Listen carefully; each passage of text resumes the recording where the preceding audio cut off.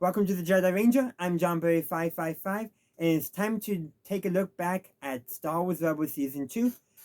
Season 2 finished airing 10 years ago and 1 week. Maybe because I'm doing this a week later, but it was effectively still the 10th anniversary of Star Wars Rebels Season 2's finished airing.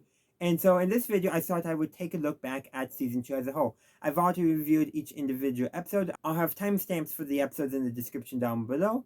And then at the very end, I'll be talking about Season 2 as a whole, so stay tuned for that. 10 years ago, on June 20th, 2015, Star Wars Rebels The Siege of Lothal premiered on DisneyXD. Welcome to the Jedi Ranger. I'm JohnBerry555, and we're going to be talking about this episode. Now, before we begin, I do want to mention that if you have went to Celebration Anaheim that year, on April 18th, they did an early screening of this episode. I did not get to see that, but I did get to see it when it aired on DisneyXD, and this episode is different in my head thanks to everything that we saw in Star Wars Andor. Maybe because it gives me a new read on one of the scenes. But to actually talk about that, we need to understand and recap the episode. So, the Ghost crew is integrating into Phoenix Squadron and the wider Rebel Alliance, Rebel Network. And the Empire, well, wants to punish them, capture them, because they destroyed Grand Moff Tarkin's Star Destroyer, which he is not happy about. So to do that, they lay a trap. Darth Vader and Agent Kallus go to Minister Tua and basically have Vader play the good cop with the threat of Tarkin being the bad cop in order to trick her into wanting to defect to the rebels, in order so that way they can lure the rebels back to Lothal so that they can frame the rebels for assassinating Minister Tua to get the planet to turn against the rebels. And is it just me? And by the way, that's exactly what ends up happening. But is it just me?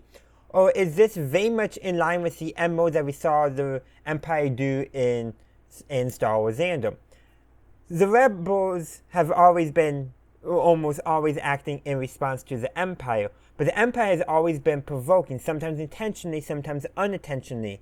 But whenever they try to crack down on rebel activity, they normally always create more rebels.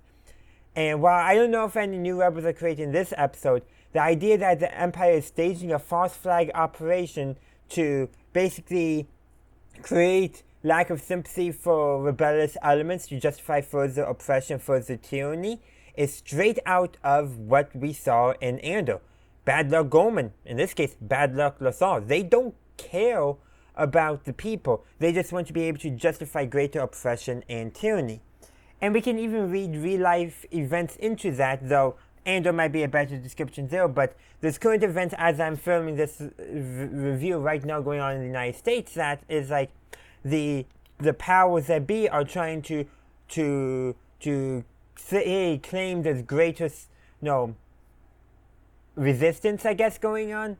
Honestly, resisting tyranny is almost always justified. You can debate optics all you want, but the point being is that there are events going on that definitely can, things are escalating, and they may be escalating in the powers that want to increase their own powers' favor because of how events are being portrayed by them and by the media, but not by the people on the ground, including local government officials and law enforcement officials on the ground, which is very interesting and a discussion for another time, probably talking more about the realness in Star Wars. But getting back to this episode, the first part of the episode is all about basically the rebels being drawn back to Lothal and all that, and escaping Lothal, barely surviving Darth Vader. And I really love how both Kanan and Ezra describe the dark side as being cold, which is very interesting because yes, there's a scene where Zeb and Sabine blow up some Imperial walkers in the land of Darth Vader, and Vader uses the Force and he's surrounded by fire. His layers are Mustafar with fire, so that invokes maybe devil imagery. But here they're using cold, lack of warmth, lack of life, and if you will, to describe the feeling of the dark side they're getting from just being around Darth Vader, which I think is a very neat feeling and way of describing, and I really wish most Star Wars stories were kind of lean into that. Mainly because they don't always describe the dark side. And this is, I think, one of the better ways of describing how a Jedi and how a Force user would feel the dark side when they're being confronted with it. And I really, really do like that. Another thing to note here is to get off Lothal, they go get help from Lando.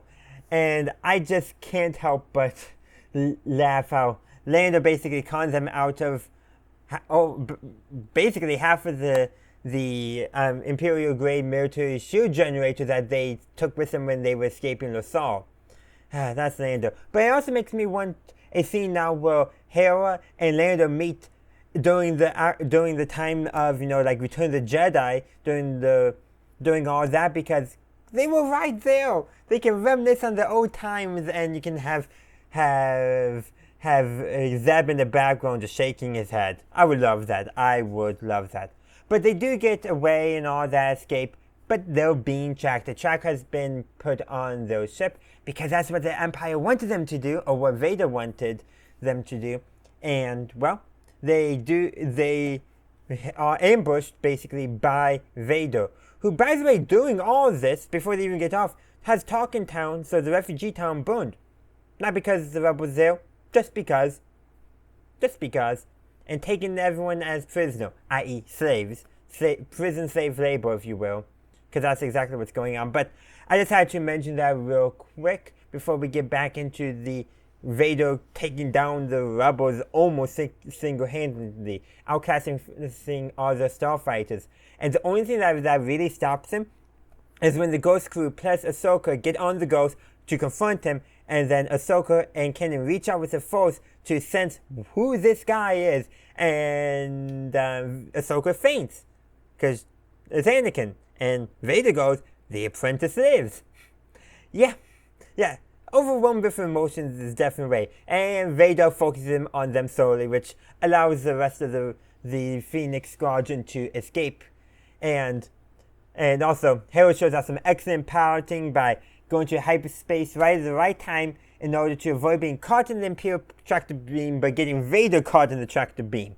And then Admiral Constantine, in order to cover his own butt, blames the deck officer for all of it. He tells the deck officer it's not his fault, but Vader won't know that. That is cold.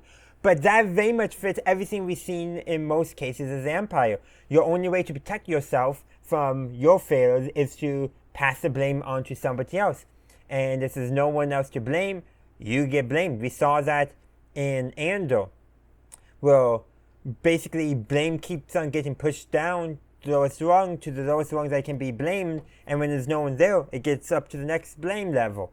And that is very much also Imperial MO. It's a dog-eats-dog world, if you will. And then the episode ends with Vader contacting the Emperor and lets him know that he believes Ahsoka Tano lives.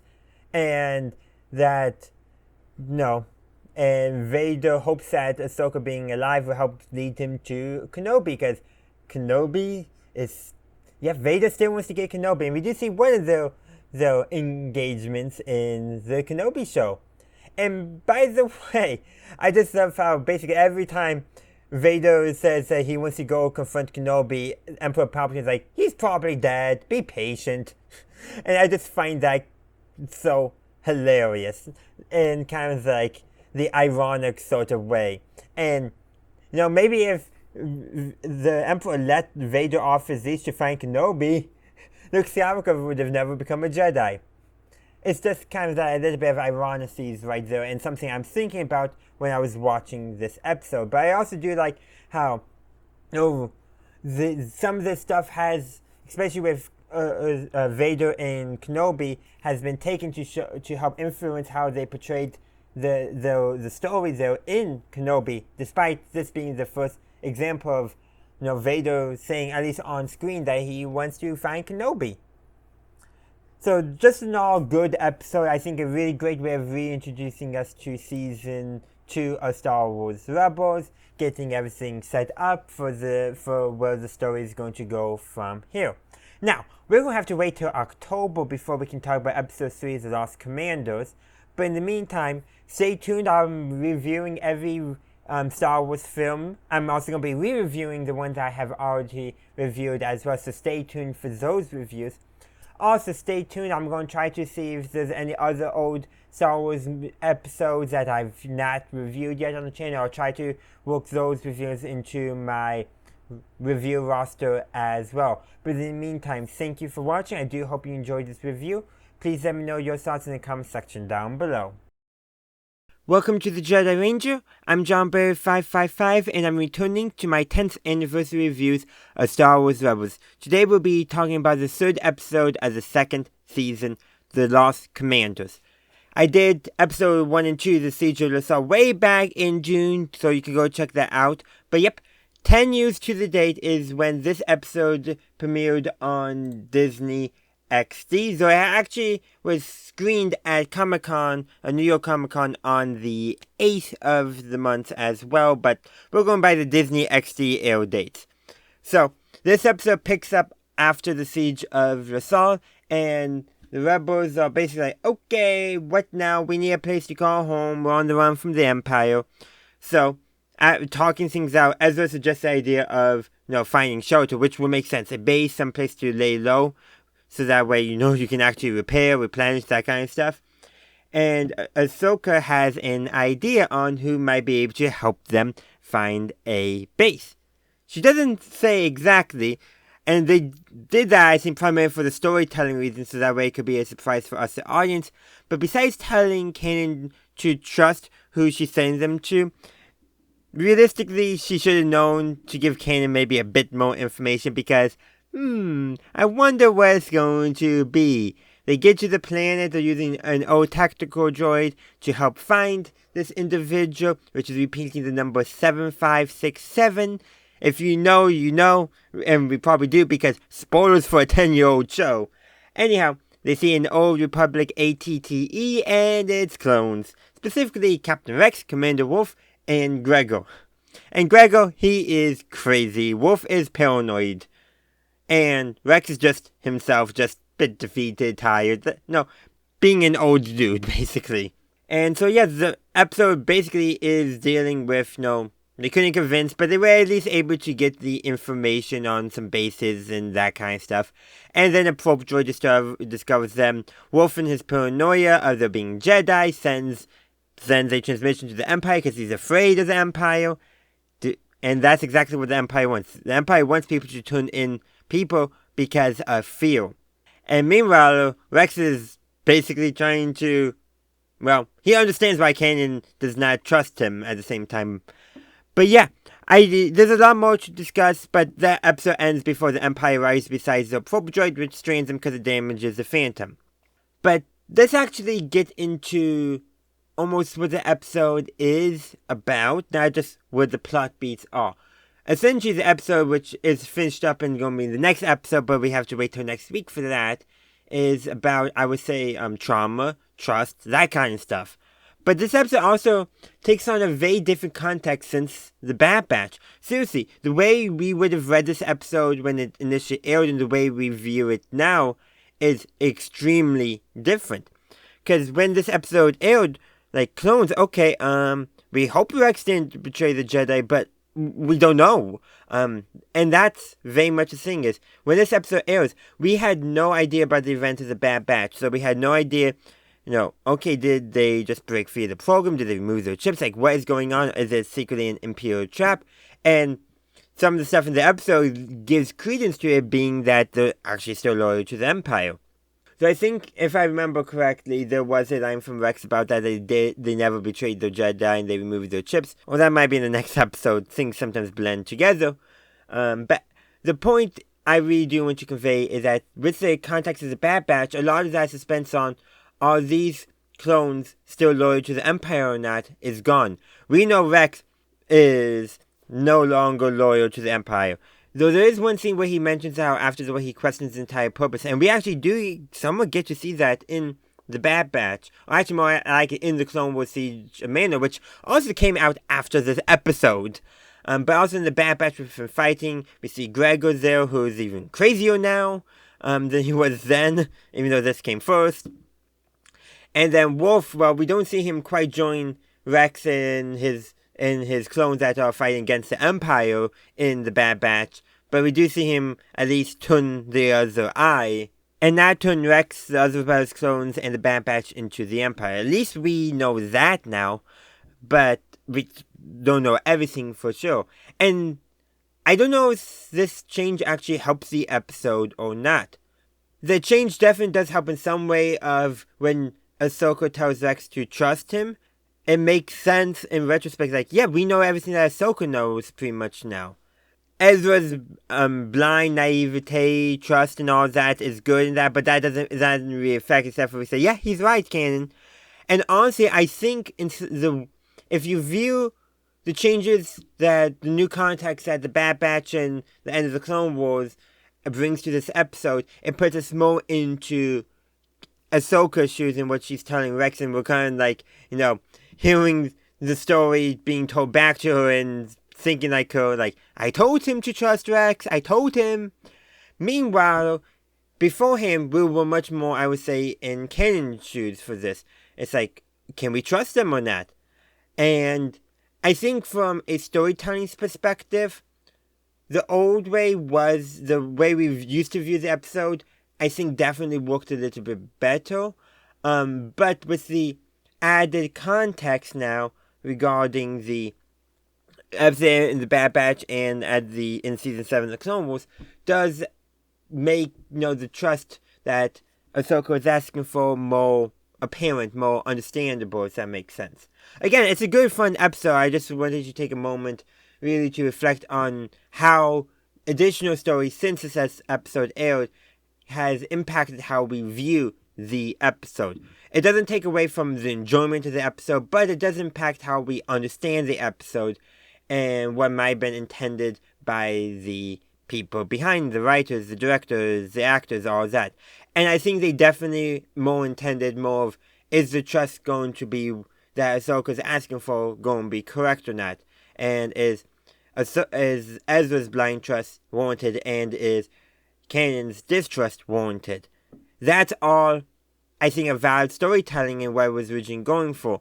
But the new context has kind of made it that Kanan is clearly in the wrong, which is ultimately where the story will go in by the end of the next episode. But it does not take away from the fact that it's now more obvious on who's going to be learning the lesson in this episode. But that's what I got to say. I would love to hear your thoughts in the comment section down below. Welcome to the Jedi Ranger. I'm JohnBerry555, and today I'm continuing my 10th anniversary reviews of Star Wars Rebels. Today is Season 2, Episode 4, Relics of the Old Republic, which aired on DisneyXD on October 21st, 2015. So this episode continues where the previous episode left off, The Lost Commanders, and yeah, the Empire is there and they got problems. So, just to recap the previous episode, Wolf in his paranoia betrays them to the Empire because, he's afraid of what the Empire is going to do to them. So, before they can fly away, because while the Phantom has been repaired, there's a problem. They first have to fend off a TIE fighter confirming the location, trying to find them, and then they also have to fight off a ground force consisting of 3 AT-ATs. And I just love how Rex, Wolf, and Greg are like, they only have 4 legs! They're so big, how are they not falling down? Which, yeah, and then Rex takes a closer look at them, armor, like, ooh, this may not go so well. So what they do is they go run into the dust storm to blind the sensors of themselves and the AT-ATs. But even though they have an ATTE, their sensors are blinded, but they have Jedi. So that's why. So Kanan uses the Force to position them in an area where they can get a shot at one of the AT-ATs, and Ezra goes to man the cannon, because earlier in the episode, Rex taught him how to use the cannon on the ATTE. And Ezra takes a shot and they destroy one of the AT-ATs. Then they start running because the Empire now knows where their position is. And that gives them the opportunity for the rebels to escape on the Phantom. And Rex is like, don't worry, you're not abandoning us, we're covering your escape. We're soldiers after all, basically. And Ezra convinces, and actually Ezra, Sabine, I think also Zeb as well convinces Kanan that, yep, they should not let them die to the Empire. So they they use the Phantom to jump in on one of the AT-ATs to commandeer it to help take out the other AT-AT. And then they destroy that. Rex gets a shot at the neck, which is the weak point, and Callus and to the stormtroopers and the AT-AT drivers go running away. They survive, of course. Had to keep Callus around as an enemy, especially because I know where his story arc is heading. So I don't know if they actually had that in mind when this episode was made. And I don't know if it's established in this episode or later on in the show, but the AT that Ezra, Kanan, and Zeb commandeer is turned into the new home for Wolf and Gregor to replace the damaged ATTE. And Rex decides he is going to go with them after all.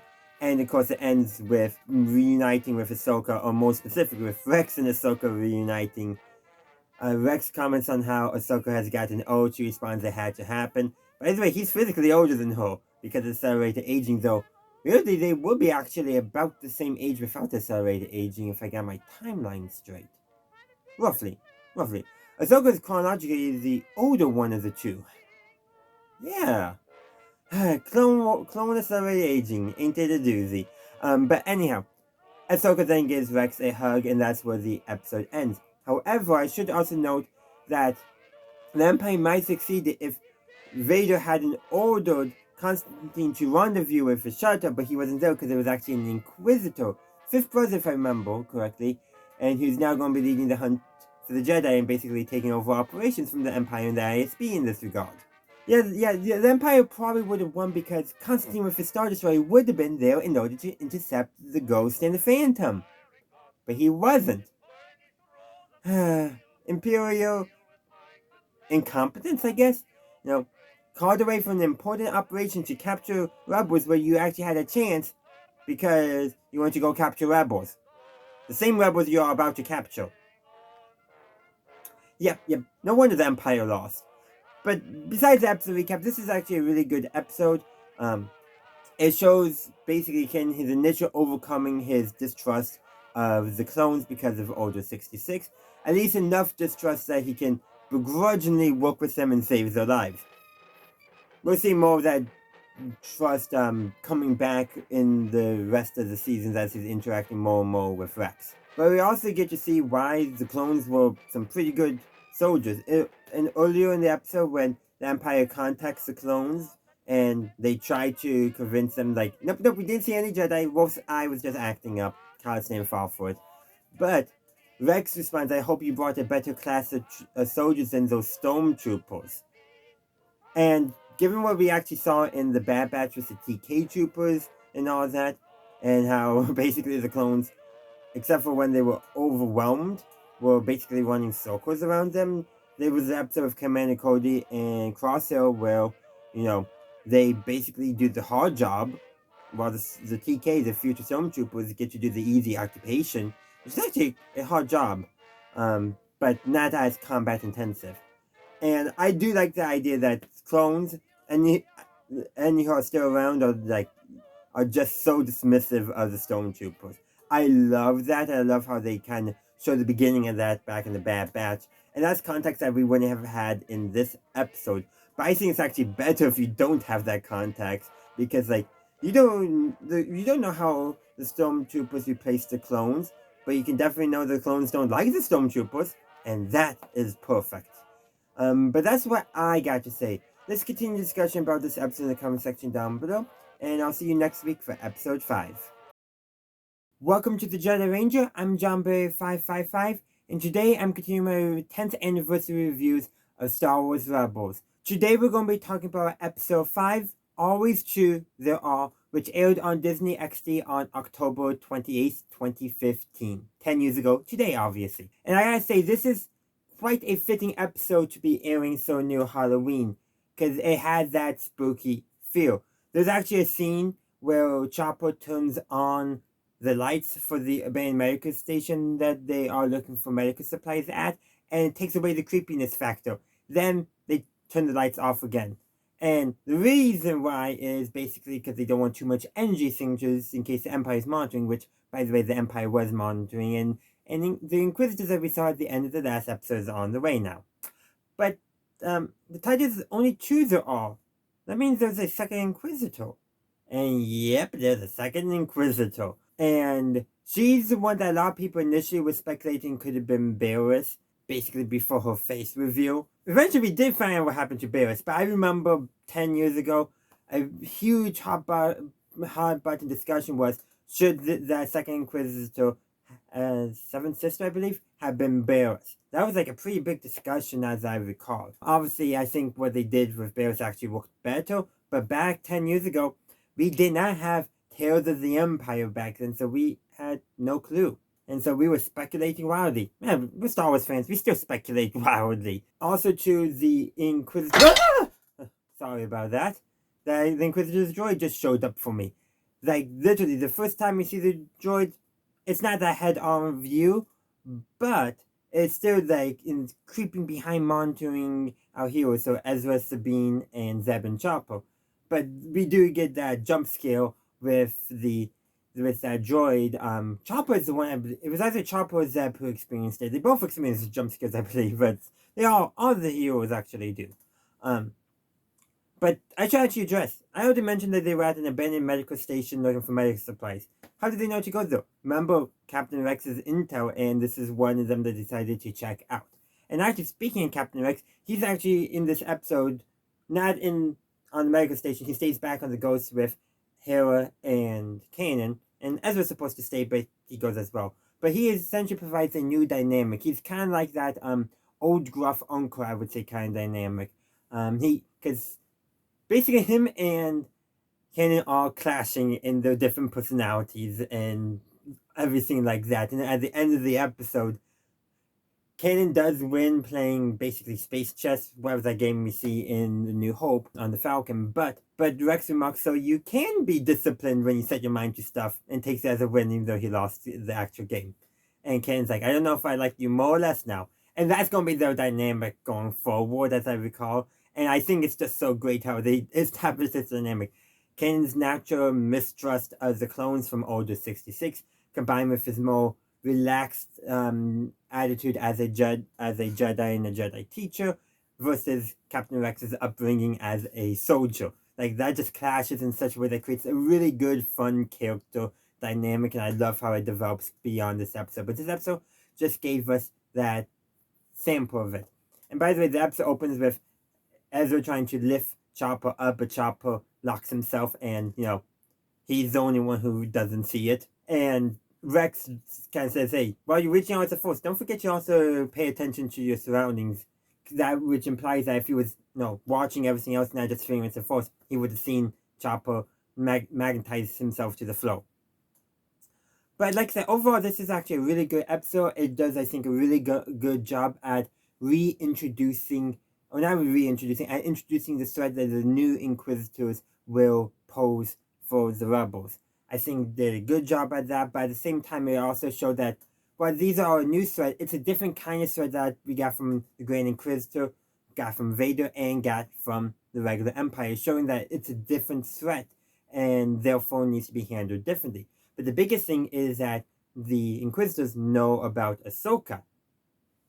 And of course, Kanan had no idea there were more Inquisitors. Ahsoka knew. That's how she got her white lightsabers. If you read the Ahsoka book or watch Tales of the Jedi, you see two slightly different versions of the same story.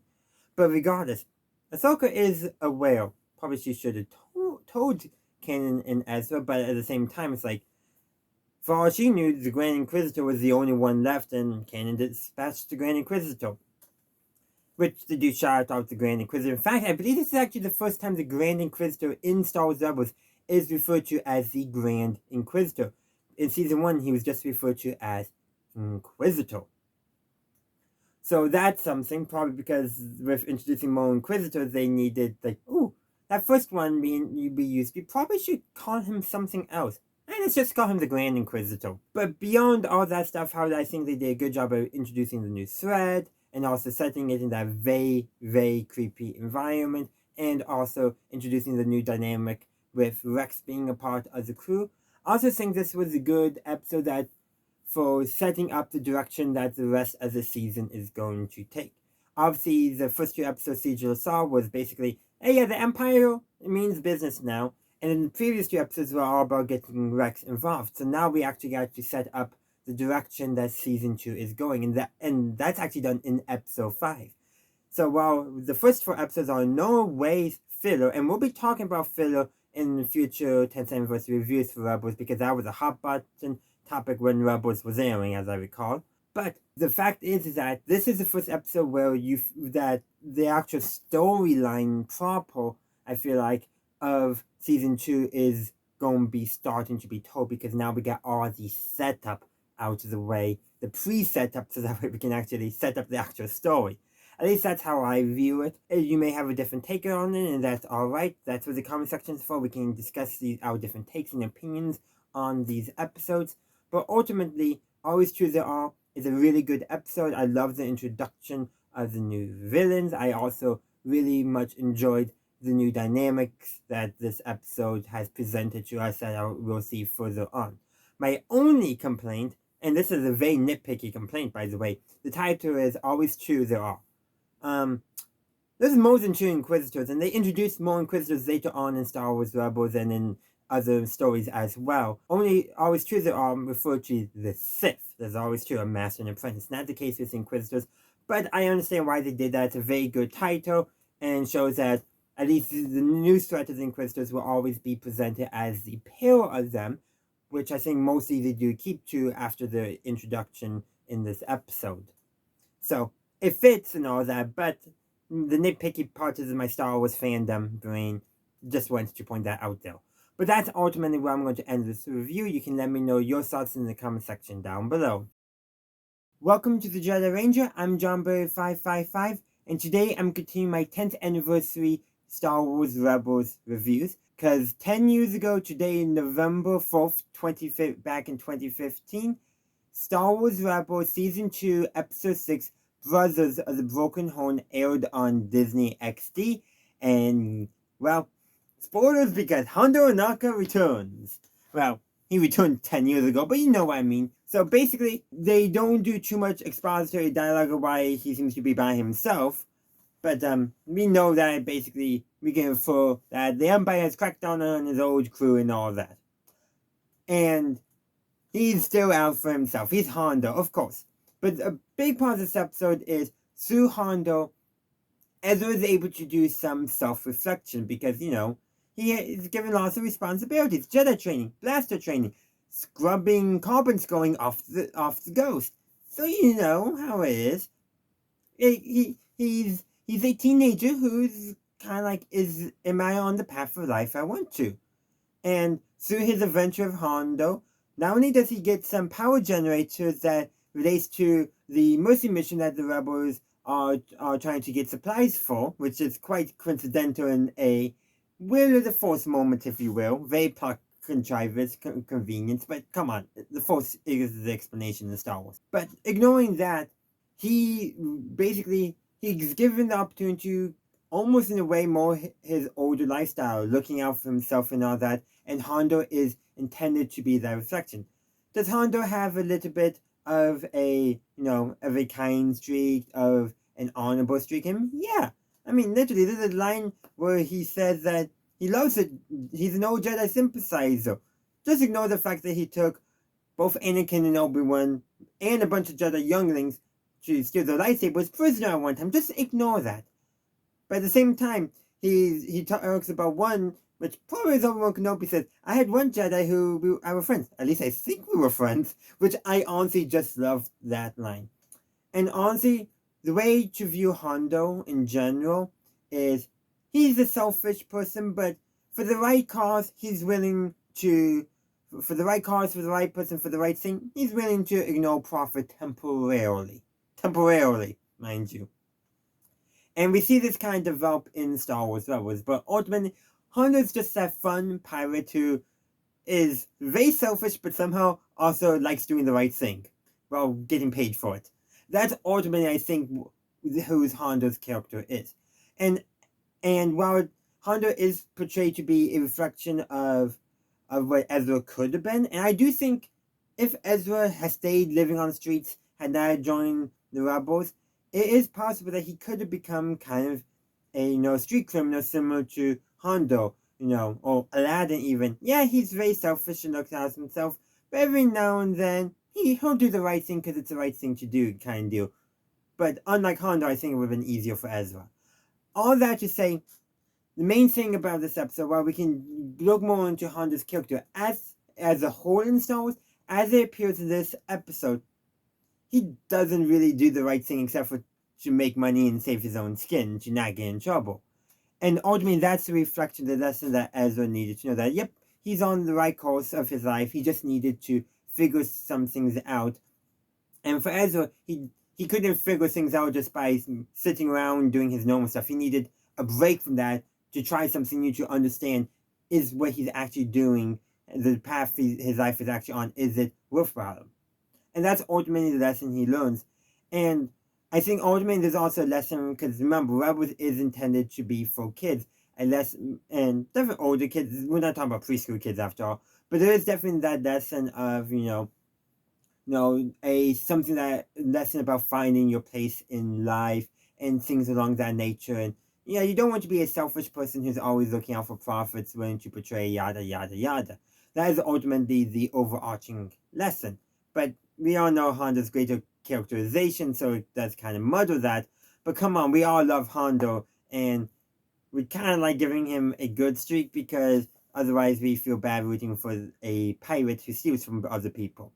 Also in this episode, Ezra clears his debt with Vizago as well. So that comes out of it, and they probably did that because we need some way to make sure that won't come back to bite Ezra later on, and this was a good episode of doing so. But ultimately, that's what I got to say about this. There's more I can talk about, such as Ezra deciding to call himself Lando. I like it when he calls himself Jabba, it's fun, But regardless, it's always fun seeing the different names Ezra comes with to hide his identity from others. It is just a quite fun thing, and this episode does that. There's a few other things as well we could discuss, two small moments, such as how Chopper decided to set the Phantom's autopilot to go back to the Ghost.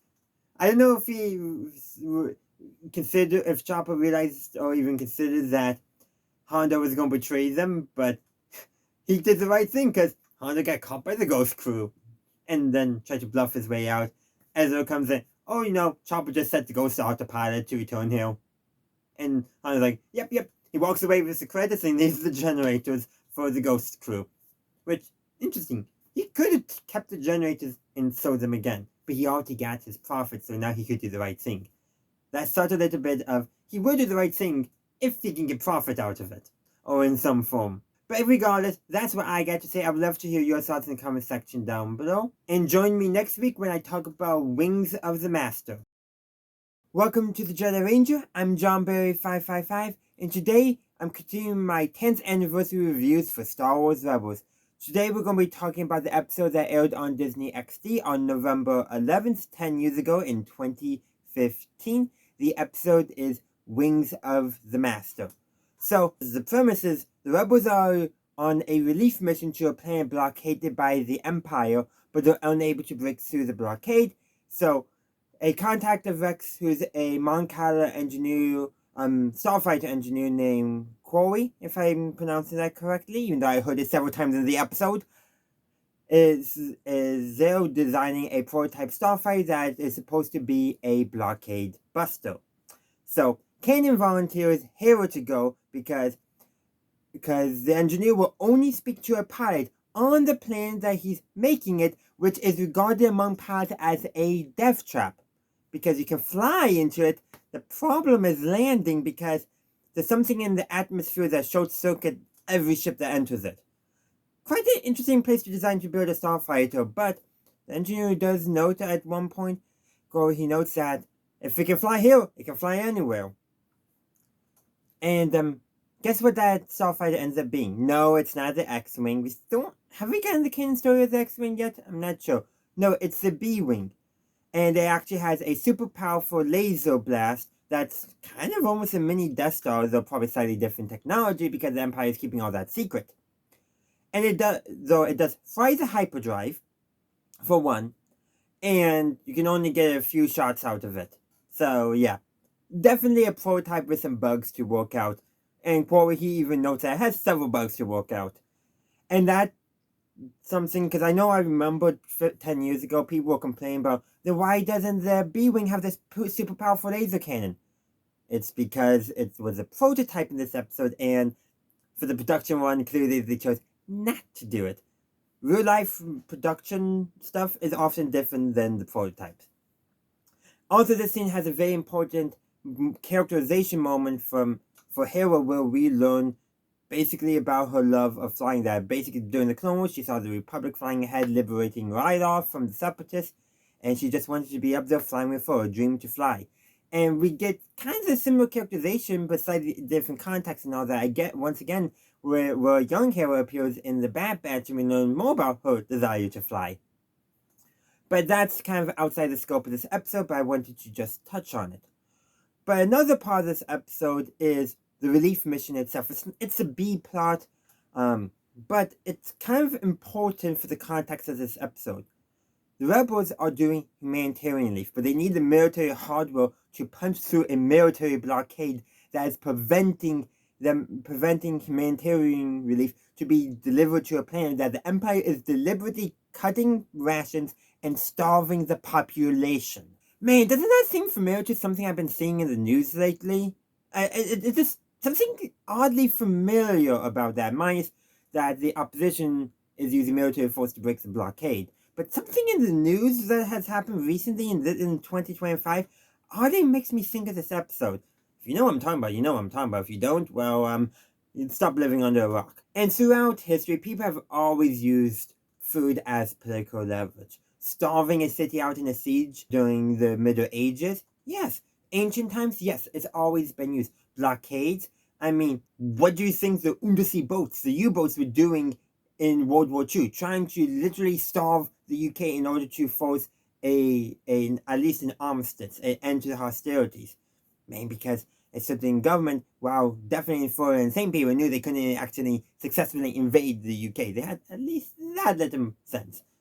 And they also cared more about what was going about defeating Soviet Russia too, as well. But regardless, they were trying to starve the population out, starve them into surrender, into an armistice, into a peace treaty. It doesn't matter, and that happens throughout history. In fact, in my own country, the government suspended SNAP benefits in order to force the other political party to cave on protecting healthcare tax subsidies in order to end the government shutdown. They used food as political leverage. And what do the writers of Star Wars Rebels decide to do to show to their young audience, mostly teens, preteens, and probably some older children? Not the super young children, of course. They watch there's other Star Wars shows like Young Jedi Adventures for them. But what do they do to show the Empire's evilness? They have the Empire starve people. They have the Empire blockade the planet and purposely cut food supplies. And that's what that's telling us that we should be aware of, is that the Empire is evil because they cut off food and no one should be cut off from food. That's essentially the moral message of this episode, though obviously the main story is Hera's and flying the new prototype B-Wing. That is ultimately the main story, the A story of this episode. But the B story is way more political, but to many people it seems more as might be mistaken just to be set dressing, so that way they can justify the A story. But in reality, like it says for Star Wars Andor, the B story probably would have been the main story. But it's not Star Wars Andor, it's Star Wars Rebels, which has a different style of storytelling to a different audience and therefore is written in a different way. But ultimately, messaging about the Empire being evil is pretty consistent throughout Star Wars. It is fairly consistent there. And this episode is probably one of the most disgusting things the Empire does. Starve people purposely. In fact, way back in the first episode of Star Wars Rebels, what gets Ezra to join the Ghost Crew? Them providing food relief to refugees. It's been baked into Star Wars Rebels from the beginning. Okay, I finally got through that. I was trying to figure out how I wanted to say that. I stumbled over my words a lot of times. If you want to, I'll save the footage and I'll upload it as a member exclusive. If you are interested, let me know in the comment section down below. I will probably do some censoring because of some foul language, as I was frustrated with my own words, but I finally came up with a way of expressing what I thought in a constructive manner that would actually make sense to other people. But I say all that because this is more to discuss. This episode really does have a very relevant plot point, even though it was made 10 years ago. Something about life imitates art, I guess, or art intimidates life. We can get philosophical about that, but ultimately, there's more to discuss about this episode, is what I'm ultimately saying in a very roundabout way. So if you would like to continue discussion, the comment section is down below. I would love to talk with you guys down there. Welcome to the Jedi Ranger. I'm JohnBerry555, and today I'm continuing my 10th anniversary reviews for Star Wars Rebels. 10 years ago, on November 18th back in 2015, Star Wars Rebels Season 2, Episode 8, Blood Sisters aired on DisneyXD. I'm JohnBerry555, this is Jedi Ranger, and that's right, I'm continuing my reviews, or I should say I'm continuing my 10th anniversary reviews of Star Wars Rebels. So, the premise of Blood Sisters is that, well, Sabine is assigned to courier duty, basically meet a courier and escort the courier to a base. Chopper and Ezra are technically set along as support as long as they don't get in the way. But there's a hiccup. An old friend of Sabine, who's now a bounty hunter, shows up to collect a bounty on the courier, which happens to be a gonk droid. Perfect way. Who would expect a gonk droid? No one did, so it worked out perfectly. Took them forever to find the gonk droid because they didn't know they were looking for a gonk droid as courier. But anyhow, there's nearly a shootout, but the Empire comes up and distracts them all, and so they shoot out with the Empire instead. Sabine, Chopper, and the gonk droid are able to get away on a shuttle, while Ketsu, which is Sabine's old friend, who's now a bounty hunter, they also went to the Imperial Academy together before they both left, and all that. Before they both defected, initially doing bounty hunting, Ketsu stayed bounty hunter, Sabine decided to rebel against the Empire instead. And then Ketsu does go on pursuit. Ezra, meanwhile, is left behind and contacts Hera, is like, yeah, this just happened. And then we get the next part of the episode, which is Ketsu's pursuing Sabine, Chopper, and the gonk droid, and disables their shuttle, and disables the hyperdrive, blows open the door, because that's her MO, which Sabine knows. Chopper is accidentally sucked down into space, but that allows him to disable Ketsu's ship's weapon systems. And then the Empire shows up, and they have to start working together. So, even before the Empire shows up, Sabine was also trying to get Ketsu to stop. I mean, they're old friends after all, and Ketsu does agree. And then they decide they're going to rig the shuttle to explode, so that to damage the Imperial ship so they can get away to deliver the courier. And that all works out. So there is a moment where the Empire fires on the shuttle, causes a steam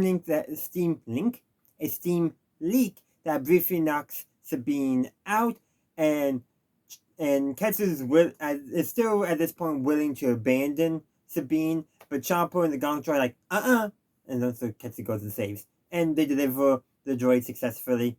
Chopper and R2-D2 have a brief argument. That's seriously, I'm pretty sure what it was.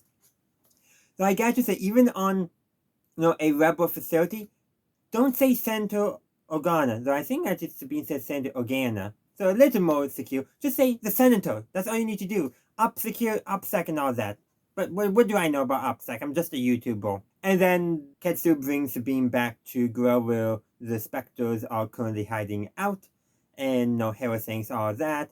And also throughout this episode, there's a small plot point where Ezra is basically being oblivious to the fact that, where their friendship is at is all that Sabine needs. She doesn't need to talk more about her past and all that. She's comfortable in how, her interactions with the rest of the Spectres and that. But Ezra, remember, Ezra at this age, he still has his crush on Sabine. So, of course, he wants to get to know Sabine a bit better. And he is oblivious to Sabine's pretty obvious things like, yeah, I just want to be alone. I don't want to talk. He's pretty oblivious to that stuff, which kind of fits his age and all that. It really actually does. And he hasn't had his opportunity to really mature yet either, and that's going to become later on in Star Wars Rebels. But overall, it's a pretty simple episode. The main point is, I think, to introduce Ketsu, who we will see later on in Star Wars Rebels. At this point in the story, there's not too much going on. There's nothing major connecting, no major character developments. Just a good fun adventure to introduce a new side character that back when this aired, I don't think we anticipated seeing again, but we do see again. Also gives us a little bit more about Sabine's backstory as well, because as fans, like Ezra, do want to learn more about Sabine. But unlike Ezra, we know Sabine's a fictional character and we want the lore on her and everyone in Star Wars. Give us a lore. And also, this has nothing to do with Star Wars Rebels or Star Wars in general, though it might Disney. I heard that apparently someone in your company saw it was a good idea to allow user-generated AI short-form videos on Disney+. No, get rid of it. We don't want that. Disney, you've already made people very mad this year. Do you want to make them even more mad? Do you, Disney? Do you? And then people are going to leave Disney Plus and you're going to hike the prices saying, well, we need to make more revenue. Meanwhile, you're actively doing things that make people mad and force them off the platform. Just think of that, Disney. Think of that. But besides side tangent aside, let me know in the comment section, what did you think of this episode? I would love to hear your thoughts on it. And I'll see you next week for the 9th episode, Stealth Strike. I hope to see you then. 10 years ago on November 25th, 2015, the 9th episode of Star Wars Rebels Season 2 aired on DisneyXD. That episode is Stealth Strike. I'm JohnBerry555. This is the Jedi Ranger, and this is my next video, obviously, in my 10th anniversary reviews for Star Wars Rebels. So, the premise of this episode is that Ezra, along with Commander Sato and one of the CR-90 Corvettes, are going to investigate a missing ship, and they find that the Empire has a new secret weapon. It's not a Death Star. It's not anything from Legends. Well, kind of, because it's an interdictor Star Destroyer, so gravity wells to pull ships out of hyperspace or prevent them from escaping, rather than a regular tractor beam. And they get captured, and the Admiral in charge, Admiral Broom Titus, he knows who they are. He knows it's Commander Sato. He knows it's Ezra Bridger instead of Jabba. So they get taken into custody. Obviously, it was a trap. It literally was a trap. And Titus contacts Agent Callus. He's like, put Ezra in isolation under triple security. He will try to escape. Basically, mark my words. And Broom Titus is like, he's just a boy. What Tom can do? So, at the end of the episode, the Interdictor Destroyer has been destroyed. Well, that was actually more Chopper's side of things than Ezra's side of things. Ezra escaped on his own and then shoots his own rescue party because they were disguised as stormtroopers. That being Kanan and Rex. Rex gets them on the ship, basically bluffing using a bunch of codes that only somebody who developed them would know, because apparently him and Cody had did that back during the Clone Wars. And also, I love this line as they were preparing their Julie for rescue. Sabine shows up with a Sentinel-class landing ship, so an Imperial shuttle, and Kanan remarks, how do they keep on letting us steal these? And then Rex is like, I thought it was the same one. I just love that. And because it could honestly be either. It could be the same one or a new one. But yeah, the Empire does let Rebels steal a lot of ships. In fact, later on in Rebels, we get to see what is referred to as a medical frigate in Empire Strikes Back, the Nebulon Bees, which were also former Imperial ships that the Rebels stole. The Rebels do that a lot. Well, they need whatever they can get. But I just love that as a great moment of humor. And this episode has some great Kanan and Rex bickering moments as well. And we learned that part of the reason why Ezra agreed to go on that mission is because he wanted to get away from them bickering and arguing. And so, what they do is Ezra and Chopper go to sabotage the ship, while Kanan and Rex go to rescue Commander Sato. They rescue Commander Sato. They do stop the stealth part of the mission because the Empire knew they were there, obviously. And Sato's first thing is, Ezra's in isolation, we need to go rescue him. And Kanan and Rex are like, he's out to escape, he does that.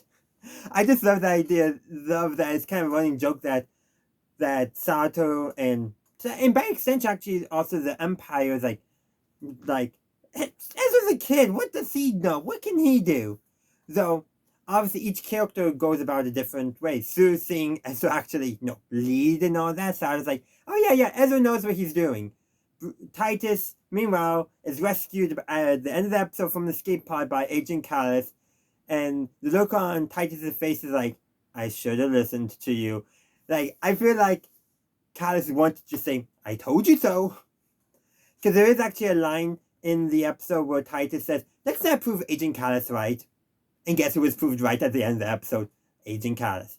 There's also this great scene, too, where Rex decides that he's going to basically, sacrifice himself to give everyone else a chance to escape. So it distracts the stormtroopers and all that. And he's taken prisoner. Because one stormtrooper decides, now that we got one rebel, let's capture them. Like, literally, what was it? Like, all the other stormtroopers had the blaster set to kill. This one had the set to stun. Sure, you can argue that, that's the one we can take prisoner. I guess that could make some sense, but a stormtrooper showing initiative? No, they just need it for a rule of plot. It's not like when Ezra accidentally shot Kanan and Rex, and he had to set to stun because, he had promised the stormtroopers he wasn't going to hurt them, and he fulfilled that promise. So, Rex was like, maybe you should have set it to kill just in case. I mean, yes, but honestly, the stun does its job pretty well, especially for Ezra. But that's kind of more of a side tangent, a side character moment. Kanan decides that he's actually going to go rescue Rex, saying, I have to go rescue my friend. Honestly, I do think they kind of like bickering and all that, but also, bonding and all that. And actually, at the very end of the episode, after they all escape, Kanan gives Rex a salute, which, Rex being a soldier, that means a lot to him. Showing them, they're becoming friends, they're getting along better. They were still bickering and all that, but showing that a lot of the hostility between them is starting to dissipate. I mean, Kanan still needs to overcome a lot of the trauma relating to Order 66 for obvious reasons. And probably once he does that, some of his lack of discipline will also probably stop being as common and thus easier for Rex to deal with him. But honestly, this is episodes to show that they're starting to get along. And as I recall, they still get some bickering that they will do later on. But sometimes you just need that in a character dynamic. You can be friends and bicker. It does happen in real life, so it makes sense that happens in this episode. But ultimately, that's the main character development, the main character arc in the story, showing Rex and Kanan learning to get along and, if not friends, at least being, able to cooperate with each other. But it also shows basically different ways people are reacting to Ezra. Sato sees Ezra as basically as this kind of spunky kid, you could say, as someone who might do something kind of crazy, and like, oh yeah, he actually knows what he's doing kind of deal, rather than just a kid doing whatever. Meanwhile, Titus is like, Ezra's just a kid, what problem can he cause? And then you have Callus, and probably also by extension Kanan, who's like, yep, don't underestimate him. Basically, Kanan's like, yeah, Ezra knows what he's doing, and Callus is like, do not underestimate the boy. Whatever you do, do not underestimate the boy. And then Titus underestimates the boy. And that's more of a minor plot thing, but it's something that I noticed that this episode was revealing about the different ways people view Ezra, both from the heroes and also from the villains, the antagonists of the story. So it was just a nice little moment that I picked up on, and really helps enrich the characters and shows us some other character dynamics. But that's what I got to say. I would love to hear your thoughts on this episode in the comment section down below. And you can join me next week when I talk about episode 10 of season 2, The Future of the Force. I hope to see you then. Welcome to the Jedi Ranger. I'm JohnBurry555, and today I'm continuing my 10th anniversary reviews of Star Wars Rebels with season 2, episode 10, The Future of the Force, which aired on DisneyXD on December 2nd, 10 years ago in 2015. So, this episode is definitely taking a tonal turn from the rest of the season. If anything, it's actually more like the Siege of Lothal, the start of the season in terms of tone, as the Inquisitors are kidnapping children. So we're getting to a more dark place going on. Literally, the episode opens up with the 5th brother and the seventh sister attacking a shelter, boarding it, and I think they steal a grandmother's grandchild. I think they kill everyone else on the shelter, and they leave the grandmother barely alive, though it looks like Ahsoka will eventually find her, and I'm going to guess bring her to the rebellion to give her medical attention. But with all that, the reason why the rebels are onto them is because Ahsoka is trying to figure out more about that mysterious Sith Lord, which through the Force she knows who he is. She knows that's Anakin Skywalker, a former master. She knows. You could tell that back in the Siege of the Saw that she just sensed it through the Force. But at the same time, she probably does want confirmation, and also, if there's a Sith Lord about, even if it's a former master, regardless, they're going to need to know a little bit about him and what he's currently up to if they end up facing him again. So, get some intel is good. But anyhow, well, she's not getting any leads there, any new leads, I should say, beyond what she sensed in the Force, which is not revealing to everyone else for obvious reasons, i.e. preserving the canon. That's the outer universe reasons. The in-universe reasons, yeah, she probably doesn't really kind of want to admit it to herself, let's be real. But she does learn that the Inquisitors are hunting something, and she gets two set of coordinates. One set is the one that she follows, which leads her to that shelter that the Inquisitors attacked. Meanwhile, she gets the other set to Kanan and Ezra and Zeb, and Chopper goes along as well. Ezra was listening in on Ahsoka telling Kanan about what basically these coordinates and the Inquisitors are after something. And Kanan has this great moment where, oh yeah, no need to brief Ezra. He's already briefed. Open the door and Ezra falls. And they send Zeb as well because, well, he handled himself really good last time. That's the official reason given. But I think another reason too is for the story that they wanted to tell, they needed somebody else. And Zeb was the best person to fit. But anyhow, they go to another planet, and they do successfully prevent the Inquisitors from capturing the other child. They rescue the child and their mother, and they all escape on the Phantom, including with the child from the grandmother who they also rescued. But there's a lot more going on in the episode. I skipped a bunch of action because the Inquisitors there, and they are hunting. And they do some pretty clever tricks to avoid the different Inquisitors. Well, the two that are there, and some pretty neat stuff. And clever ruses, splitting up in different ways.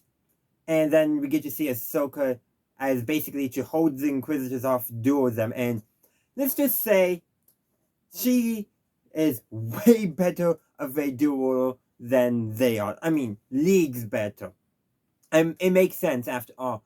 The Inquisitors were purposely, well, supposed to be strong, not too strong because the Empire, Vader and Sidious especially, do not want the Inquisitors to potentially overpower the actual Sith Lords. And Ahsoka does get away, but Ezra makes a big mistake in this system. I mean, a big mistake. He, when escaping with the one child, he says, once this is all over, maybe you and your mother can come live with us with the rebellion on Gorel. And the Seventh Sister's probe droid was listening. The Empire now knows where they are at. Upsec, guys, upsec. Do not say where your base is out loud. Just say you can come live with the rebellion until we can get you away from the Empire. That's all you needed to say, Ezra. But the plot can't happen if they don't do that. And to be fair, how was Ezra supposed to know that there was a probe droid around, besides the fact that he saw it earlier in the episode? Yeah, that's my one complaint about the episode, because that moment does make Ezra seem a little stupid. But at the same time, it does need to occur for the plot to occur. And to, let's be real, he would have expected anyone to be listening. He's still just a teen. He has not had to deal with a lot of stuff yet. Yes, he has to a certain extent, but the idea of secrecy being needed for the rebellion and all that's not needed. He's blatantly using his lightsaber. It's not like he's hiding the fact that he's training to be a Jedi. Same thing with Kanan. He's no longer hiding that he used to be a Jedi. So for the Spectres, secrecy is kind of not that important anymore. There were some of the first open rebels. It just wasn't currently acted as a secret, and Ezra made a mistake. A dumb mistake, mind you. But at the same time, he's still a bit of a dumb kid. He hasn't gone to his mature He has not matured yet. That's going to be later on in Star Wars Rebels. But in all honesty, this is a really good episode. I don't want to say it's necessarily a fun episode, given that the rebels are working to stop Inquisitors from kidnapping literal babies. Let's be real. That's not a fun topic. But it really does show how evil the Empire is. Kidnapping children. That's almost as bad as kidnapping a child's parent in front of them, or kidnapping the daycare teacher for children in front of them. Wait a second, this stuff is happening. Have they kidnapped any children yet? I'm not sure. Yeah, I'm thinking about current events happening in my country. The thing is, the more you watch Star Wars, the more you realize, do they not realize they're behaving just like the bad guys from Star Wars? I mean, do they not realize it? Are they that dense? Or do they not care and they actually are long live the Empire people? Which, there's people online who do say that, but I hope most of them are saying long live the Empire ironically, but you can never know for sure. But that's a whole nother subject matter. But overall, like I said, this is a good episode. It has some good suspenseful moments. Some really good also showcasing that where Ahsoka is in her journey. I mean, she knows what she's doing at this point. She's very centered in the Force. There's a moment there where early in the episode where Kanan describes himself as, I guess he counts as a Jedi, and Ahsoka responds more than she does, because she did leave the Order and has never rejoined. But at the same time, this episode, she's behaving like a Jedi. She's being where Jedi is supposed to be. She's looking out for the defenses. She's protecting them. She's giving them aid. That's what a Jedi does. So, while she may not be a member of the Order's not around to tell her she's not a Jedi anymore. So, Mace Windu's not there to call her a citizen instead of a Jedi. Yes, I'm still a bit salty about that from the Siege of Mandalore episodes in the Clone Wars, which came out after Star Wars Rebels, actually. Funny how that happens. But anyhow, those are just my thoughts on this episode, and I would love to hear your thoughts on the episode in the comment section down below. And I'll see you next week on December 11th for my 10th anniversary review of Star Wars Rebels Legacy, and then we're going to be taking a break because that's when they took a break initially. So, I'll see you then.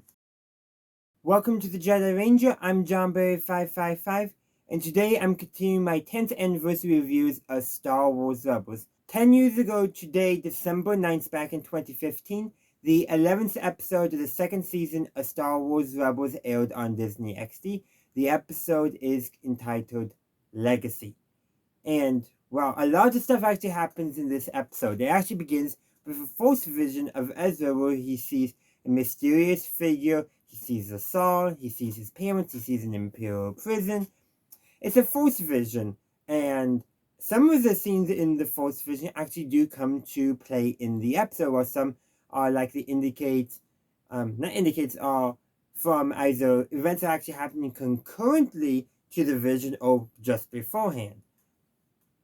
So, Ezra throughout Rebels so far has not really talked about his parents too much. They were taken by the Empire, he doesn't know what's happened to them, and he's obviously expecting the worst. But with his vision, he now thinks he has a chance to find them. Kanan does caution him that the Force visions can always be misinterpreted, and they may not be telling you what you actually think it's telling you. But Ezra, he's young, he's a bit, hot-headed in some ways, so he's like, we gotta get back to Lothal, and we gotta find my parents. That's his MO. Now, he does learn that Kanan and Hera have been searching for his parents ever since the Ghost Crew rescued Seaborg several episodes back. And that, unfortunately, they've not been able to find anything. The Empire's been they wouldn't release prison records, but they will censor prison records so that way prisoners have no idea.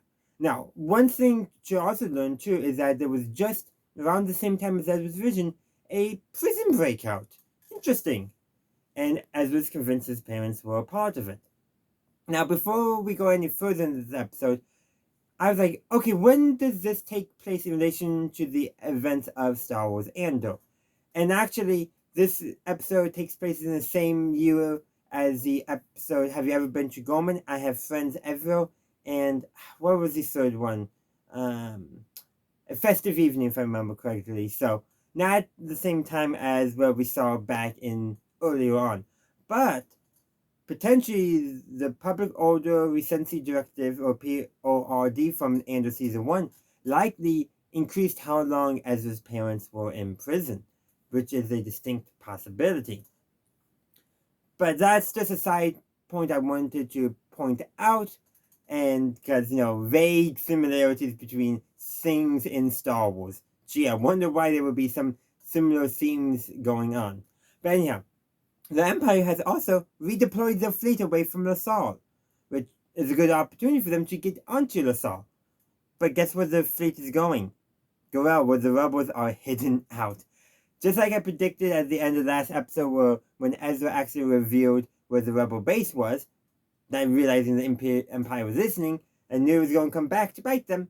And not just because I watched the season before. I actually forgot about exactly how it all played out. I just knew what happened eventually. Didn't realize it was the very next episode. But the Empire comes in, so they do know they escape all that, have a firefight with them. And of course the Empire fails to capture any rebels. I think they might have destroyed a couple of fighters, but no big ships were lost, no named characters were lost.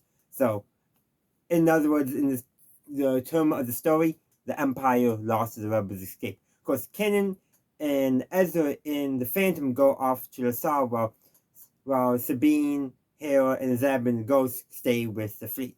And they arrive, and we don't see the rest of the rebel fleet in this episode, but we do get to see Lothal. And one thing I noticed is Lothal, until Ezra and King got into the market, Lothal was way more empty, less people hanging about. So weirdly, a clone of Minster Tua was there. It's just reusing an animation model. They did that a lot in Star Wars Rebels. That's actually why Imperial officers often had their hats covering their eyes, so we wouldn't know that they're identical, that they're clones, even though they're not really clones for the purpose of the narrative. But it's just something that is blatantly obvious in this episode. Reusing pieces of models before have been used, but this is the first time where the Mr. Tua model is seen, and we see the face, and it's exactly the same face. Again, you gotta save money somehow, though. Maybe show the back of the head so that way it's not as obvious. Now, would most kids watching this 10 years ago realize that? Probably not, but I wanted to point it out anyhow. But anyhow, so in the streets of Lothal, first Ezra goes to his old home, and there he finds a Lothal cat. Starts chasing it. Now, at one point, he does put a tracker on the Lothal cat, but he doesn't tell Kanan right away until after he tells Kanan that he can track the Lothal cat, and Kanan first thought he meant it in the first. No, he just put a tracker on. And Kanan's like, of course you did. But that is actually a really clever way of doing it, because that Lothal cat stayed with with an individual that Ezra had picked out with the first from the list of Imperial prisoner escapees, Prisoner X-10, who we learn is actually the former governor of Lothal, Governor Ryder. Ziri Ryder, if I remember correctly. Actually, is that revealed in this episode? I might be actually jumping ahead on that. But that is revealed after Ezra introduces himself as Ezra Bridger, son of Ezra's parents, Ephraim and Miriam, if I got the names correct. I read them just now, and do I remember? No. Did I write a note for me to look at? No. Why would I? I'm just riffing. And that's effectively where the episode ends, but Ryder does confirm that Ezra's parents died. Died in the prison escape attempt that had just occurred. So Ezra's parents lived a decent while after the Empire captured them, probably performing forced labor for the Empire.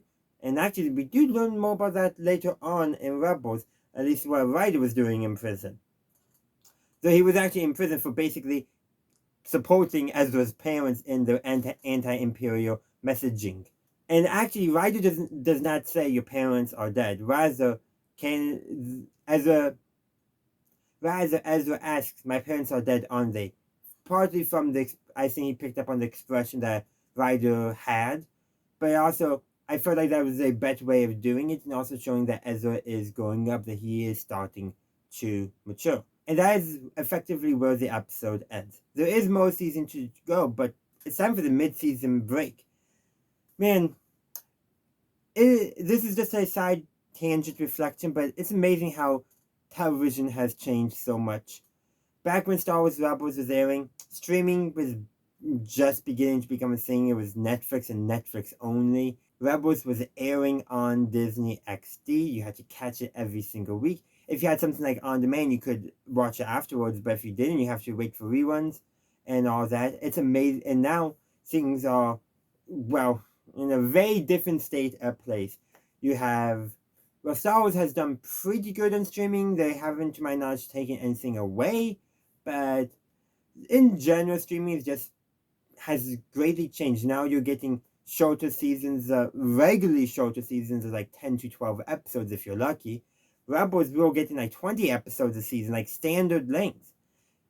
This has nothing to do with Rebels per se, but it's a reflection. Now, with streaming, we only just have to wait at max a week between episodes instead of having like a month between episodes with mid-season breaks. But on the flip side, we now have to wait like between 2 to 3 years for a new season to drop. It's amazing how things have changed, and not necessarily for the better. So that may be a different video, and a video that other people have already made, so I don't think I need to that much. But getting back to Legacy, this episode is ultimately titled, I think, pretty well. There was a different working title, Secret Prisoner Extended, I believe it was, but Legacy works well because Ezra is his parents' legacy, but also his parents to Ezra are maybe a bit of a legend at this point, but to Ezra are also a bit of a legend, a legacy he has to live up to because they've been gone, missing from his life so long because of the Empire. And ultimately, there's a line expressed by Ryder that their prison break was partially inspired by Ezra's own message to the galaxy that we saw in Season 1, that spark of rebellion, if you will. And I think that's kind of fitting. And Ezra's parents did get to hear that. He is their legacy. He's continuing their mission of speaking out against the Empire. It is sweet, it is poetic, and it's a fitting way to end the midpoint of Season 2. And it allows the rest of the story to be told now that, in a way, the mystery of Ezra's parents are no longer lingering over him. His last, for lack of a better term, a connection that he still had that could be twisted for him. Granted, we do see that later on. But if not for maybe the events of this episode, learning that his parents were proud of him for speaking out against the Empire, perhaps if he never learned that, Palpatine's manipulation in Season 4 would have gone differently. It is an interesting thought. I have no conclusions on that. That's a great what if, a great theory, if you will.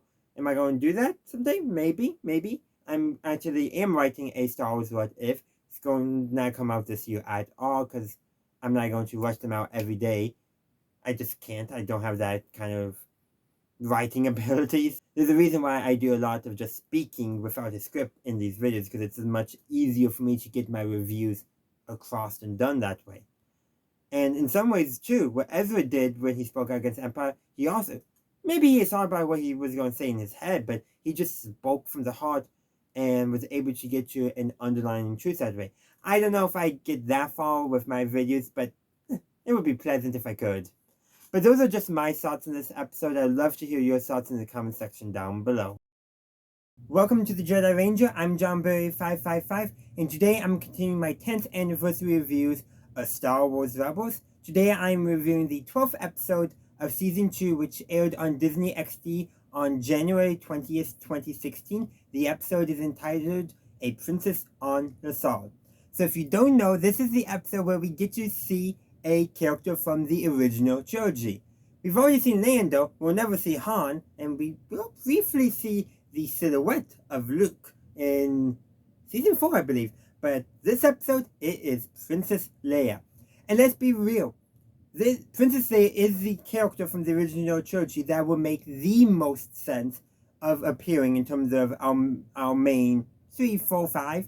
Because there's also Chewbacca, but among Han, Luke, and Leia, Leia is the one that makes the most sense.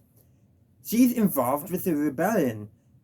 Legends and canon have slightly different stories of how she got involved, but she was involved in both. Now, some of that has filled out since this episode aired 10 years ago, but it does make sense. Now, how did she get involved in the rebellion? That kind of stuff. So this implies that she's already been involved. In fact, the book Princess of Alderaan actually is the story that shows how she got involved. But that was later on. I want to say 2018, I think, is when it came out. Maybe 2019. I don't remember quite for sure. Actually, it would have been 2019 because that's when The Last Jedi was released, and that's when that novel was a tie-in novel to it loosely because it featured the planet Crate. But anyhow, this episode, in terms of Star Wars Rebels, falls off where the previous episode, Legacy, left off. Ezra has learned what actually happened to his parents. And now, well, they do need to get off Lothal, which is pretty easy, but they also got to intercept a shipment from Senator Bail Organa providing supplies to the rebellion. And of course, we get to see that Princess Leia is the one who's organizing all this. She's the one who's leading the mission. And of course, they got to make it look like the rebels are stealing it so that the way Alderaan doesn't get in trouble, and that way they can continue to secretly fund the rebellion. And so there's a lot of stuff here, like, Leia just taking charge, which, yeah, makes sense. She's a princess, so she's probably used to that. But she's also, not where she will be later on in the saga. So it actually shows a slightly younger Leia, and probably maybe one of her first missions that go sour, because Lieutenant List, who we see later on in Rebels as well, does something smart. He probably read a report that Alderaanian ships often get stolen by rebels. So what does he do? He gets some gravity locks to prevent the ships from being stolen. He's actually doing something quite smart. But that also throws a wrench into the rebels' plan. Well, they go to meet up with Chopper and Ryder Zardi, and guess what? The Empire found Ryder and are arresting him. So, they go rescue and also make it look like the rebels kidnapped Princess Leia, because remember, they gotta keep up the rules. And then they decide they're going to formulate the plan on how to get the ships. The 3 Hammerhead Corvettes, so they do call them cruisers, but we later on, and as the fans, just call them Hammerhead Corvettes to differentiate them from the Hammerhead cruisers from the Old Republic. But anyhow, the Lieutenant, not only does he log them, he also gets 2 AT-ATs to help guard them. Yeah. So they have to come up with a plan, and so they do. So the idea is they're going to frame it that because when they fake captured Princess Leia, they also fake captured Kanan and Ezra's disguises as a stormtrooper and a cadet. Let's remember, that all happened. So they're going to portray that they escaped to distract Lieutenant List and the guards, while Ryder and Chopper begin to remove the gravity locks, which they can't blow up because when Ryder was in prison, he worked on them. Hey, Empire using prison labor to build their equipment. Isn't that familiar? And this predated Star Wars Andor Season 1 by several years. But honestly, that shows how Andor built off of elements that were already presented in Star Wars, in some form or another. And also, let's be real, authoritarian regimes do that all the time, so you just have to be a good student of history. But anyhow, so they come up with their plan, they do that, and then things just go sour because they do have to make it look like, that Leia is with the Empire, even though she isn't. And so they let the Empire know, they deliberately let the Empire know that they're stealing the ships. And so that way the Empire could respond, and then the Ghost comes in to go after the 2 AT-ATs. And I had forgotten this happened, but it took 2 passes of 2 proton torpedoes each to slow down the AT-AT. Didn't destroy it. I mean, did do some severe damage, but was that until Ken decided to get his lightsaber out and cut the legs, did the one ATT, the ATT, I want to say ATTE for some reason, the one AT-AT go down. And the other one, well, Ryder, he didn't want to get into the fight at all, really, but he was going to help because, he knew what to do and all that. And he decides by the end of the episode to get in the fight, but he decides, I know how I can get this other AT-AT down. Because while another pass with the Ghost and 2 more proton torpedoes does damage it, what actually gets the second AT down is he gets it right behind the Hammerhead Corvette's engines and goes full throttle, and the exhaust from the engines, the thrust, is it pushes it over. And they do successfully steal all 3 ships.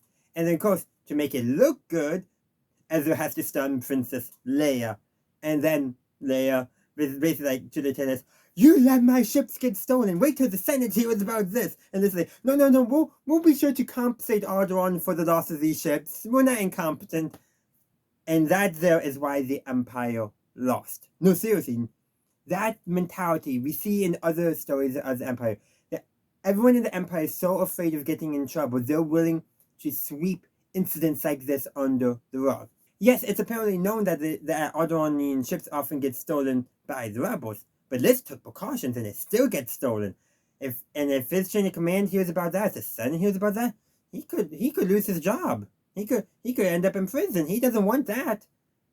And the Empire, people in the Empire are always out for themselves. They are always looking for ways to deflect blame to avoid punishment for their mistakes, honest mistakes. Lieutenant List, he did nothing wrong in here, but the rebels were able to exploit that, basically fear in him, in order to basically avoid this incident from getting probably more attention than it should have. It's quite fascinating when you really think about it. And like only a few people, even Vader can't get away with making mistakes because Palpatine just force lightning him. And ultimately, yes, was this the intention of the episode? Maybe to show that? No, they just wanted a fun scene where the rebels get one over on the Empire and show that Lieutenant List has nothing, is basically nothing compared to Princess Leia. That's what they really wanted to show. But it does indicate something greater about the Empire. Something I've been forgetting to actually do after each episode of Star Wars Rebels is rewatch the Rebels Recon, which is basically here's some neat stuff about the episode in production, how we were thinking about it. And I actually watched it finally for Princess on the Saw. I watched these all the time back when the show was airing, but I haven't really been watching them as part of my rewatch. I recently got Rebels on disc, so I don't have to deal with Disney Plus, and it has Rebels Recon on there, so I can go watch, and super easy, no need for the internet or anything like that, which is quite nice. But anyhow, there's not too much that they talked about that is not quite obvious, but it's something that I do need to make sure I remember to do, because it does get some pretty good insight, and most of the talk was about how and why they chose Princess Leia being the most obvious, which I already mentioned in this review. But even if I didn't watch it, I would have figured out from basically as a guess that's why they chose that. Why they chose Princess Leia of all the main three from the original trilogy. She's the easiest, she's the most logical. It makes sense, and they really need Rebels Recon to know that. But I do remember there's some where Rebels Recon was pretty useful in understanding some of the decisions they made. And honestly, I miss Rebels Recon after an episode of Star Wars.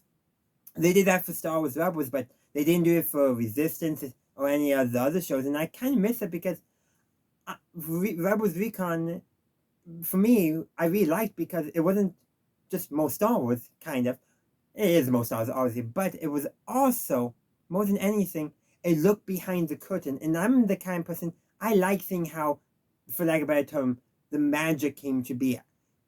Like, there's a lot of people who like Disney stuff who don't want to know exactly how things preserve the magic. That's apparently a big thing that Disney pushes. And that might be why Rebels Recon is not a thing anymore. But I like knowing how things came to be because I just find that way more fascinating than it just happened.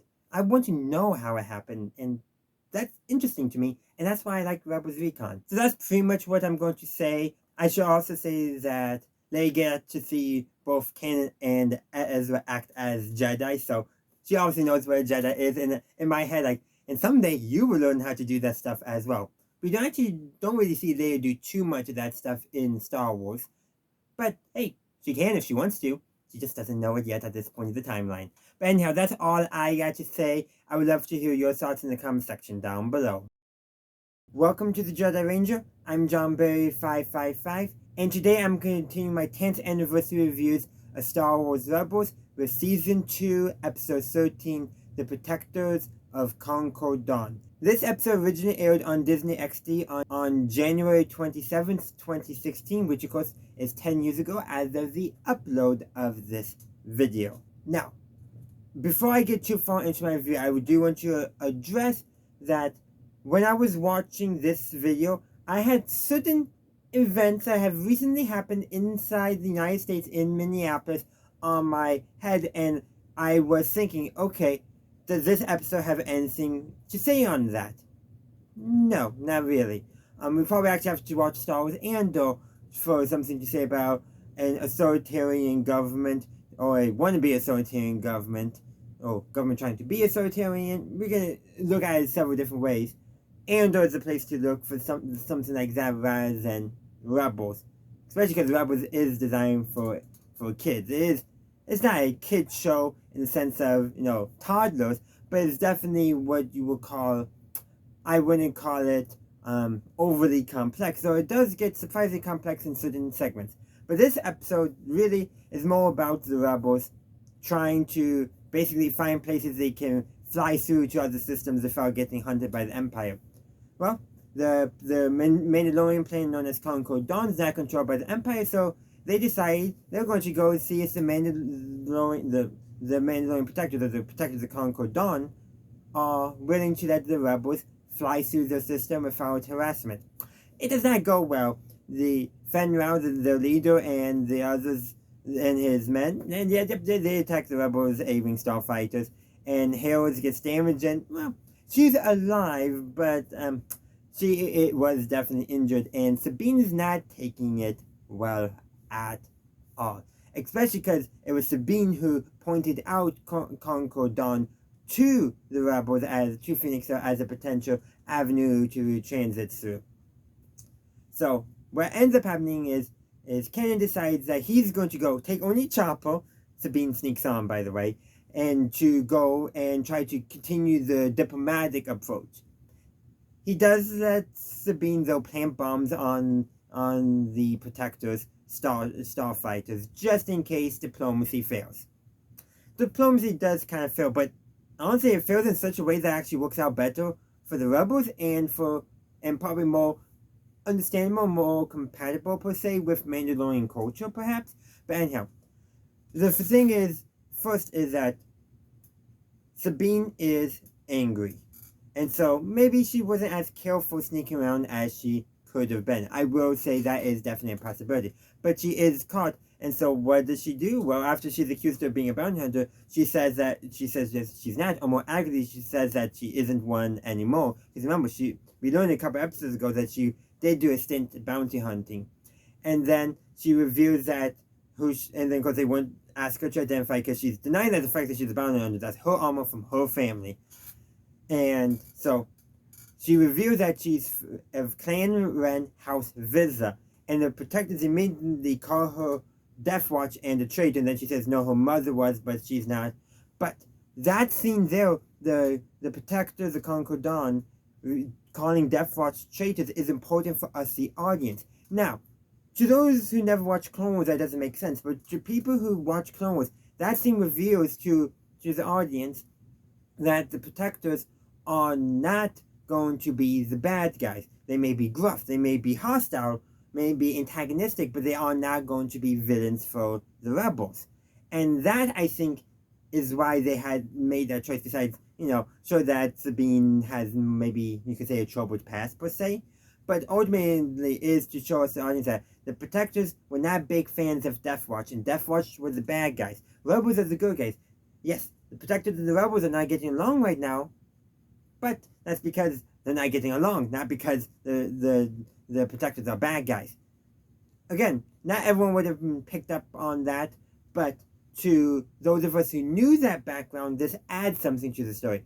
Otherwise, it'd be like, okay, Death Watch and protectors don't get along, and that would be sufficient for most people. But for those of us who know, we get to know a little bit more about what's going on, get that little bit of enrichment. That's callbacks and all that done right. Well, it's neat. If you know, it enhances your experience of the story, but if you don't know, if you don't get it, it doesn't detract, it doesn't take away, it doesn't bring up extra questions. That is how fan service and callbacks and Easter eggs probably should be held. But besides the fact that it did serve a story purpose to giving us, the audience, additional context, it also serves to explain why diplomacy ended up failing. And Sabine also challenges Fenrir to a one-on-one duel for Fenrir nearly killing Heras, because Sabine's mad. Now, while Sabine's doing all that, Kenan just walks into Fenrir's hut and starts up a pleasant conversation, thanks him for having saved his life during the Clone Wars, because we learned in this episode that not only did Fenral train clone trooper pilots during the Clone Wars, but that also he led a squadron during the third battle of Magito, which Kanan was a part of, and Kanan credits the actions of Fenral's squadron in suppressing CIS droid forces and all that for him and his masters and the clones with them's very survival. No, kind of like, okay, you saved my life, now I'm going to give you a chance for me to save your life, essentially. Basically, Kanan's insinuating that if you side with the rebels, your life is going to be fine, either because Empire or because I got an angry Mandalorian sabotaging your base. Kanan didn't say that, but you know he was saying that in his head, that if he doesn't get a diplomatic solution, the angry Mandalorian is going to blow something up. Sabine does feel better when she actually does blow the Starfighters up. She needed that release of her anger. But even more than that, to that conversation, Rey was quite respectful, and Kanan presents the argument that let us pass through. The Empire is going to betray you guys eventually. Yes, they're paying you right now, giving you a small taste of the resources, but eventually you will come to be an enemy to them, and they will go after you. And of course, Fenral is, I think in the back of his head he understands it, but he probably also thinks that, well, have the Empire weakened by the rebels, so maybe I'll have a chance when they do come for me. No, not yet willing to band together per se. In fact, if we take what we learned from the Mandalorian, eventually, that the Mandalorians are purged by the Empire before they could ally themselves with the rebels. And I think that's very important. The Mandalorians, right now, the Protectors, and then we learn later in the episodes that Gar Saxon and his people have sided with the Empire at the time this episode is set. The Protectors eventually side with the rebels, more or less. I'll get to that in a moment. But the thing is eventually, though, the Mandalorian people, culture, decide they're not really happy with the current arrangement with the Empire and decide to say no. And the Empire goes very heavy-handed on them because the Mandalorians were no longer useful for them.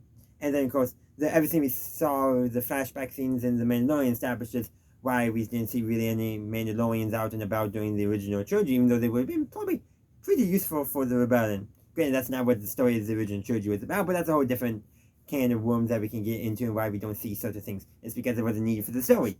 But anyhow, we can justify those small things all we want. But the thing is things do go south in this episode. Kanan and Sabine end up fighting the Protectors. But during all that, Fenral's fighter was the only one that wasn't damaged. And so what does Kanan do? Jumps on the fighter and takes Fenral prisoner. And Fenral has his men stand down and to let the rebels pass through. Basically, he's a hostage. That actually kind of reminds me, at least in CK3, so Crusader Kings 3, and I suspect also in real history, it was not uncommon for hostages to be exchanged in order to keep the peace between two different groups. I mean, maybe, I guess. I guess we could take that as something there, but Kanan understood why Fenral made that decision, because he knew Fenral realized that now that he's captured, the Empire is never going to rescue him, and if the Empire does come snooping, he can't let the Empire know, because he tells his men, everything with the rebels, never happened. Never happened, you don't tell the Empire anything. So keeping a secret from the Empire, showing that they don't fully trust the Empire, which goes back to my earlier point.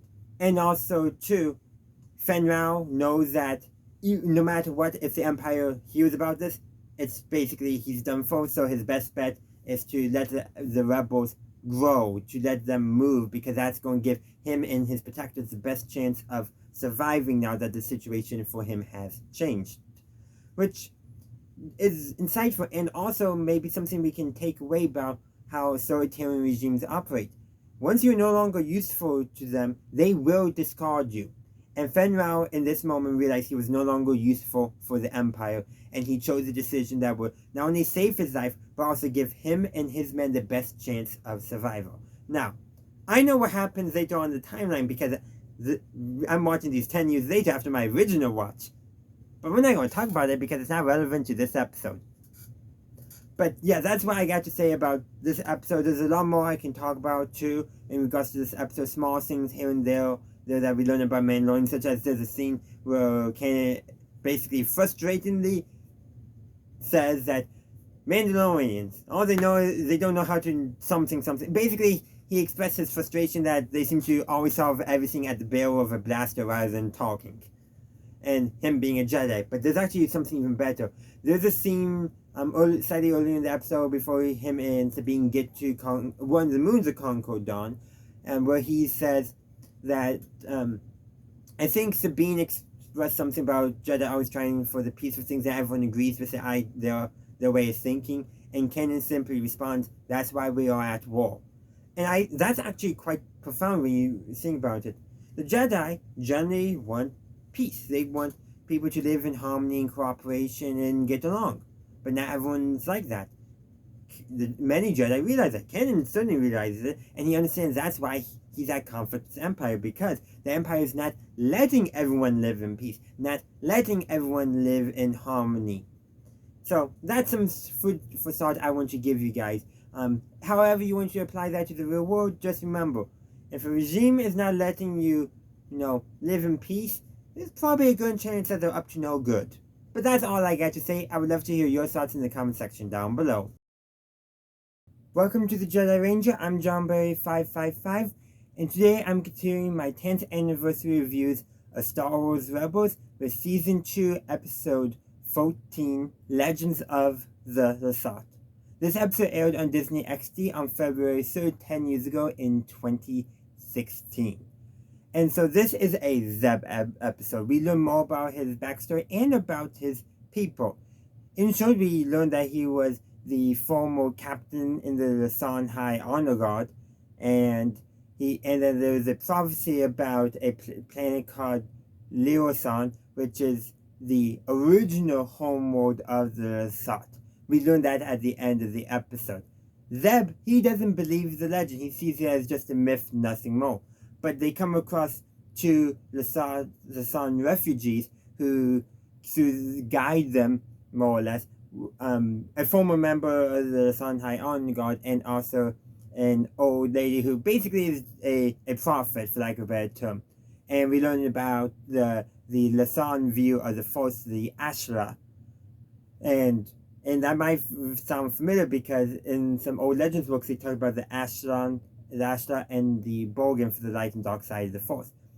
Quite interesting and all that, but basically the prophecy, Zeb doesn't believe it, but he's instrumental in actually getting them to Lasat, and they discover a whole planet with Lasat because that's the original home world. And a big part of this is very important is because Zeb blames himself for the Lasat falling to the Empire, for the genocide that the Empire completed. He felt like he failed them for not being able to, as captain of the High Honor Guard, being able to protect them. And through this story, through this episode, he learns that basically he still has a more of destiny. And that there's still his people, his culture still exists in the form. And I think that's very important for his character. And that actually comes way back full circle to the final episode of Star Wars Rebels in the epilogue. Normally, I'm trying not to jump too far ahead in my retro reviews, but as part of the prophecy that is revealed is that it talks about the child, the warrior, and the fool, and how basically one person could be all three at different times in their lives, etc.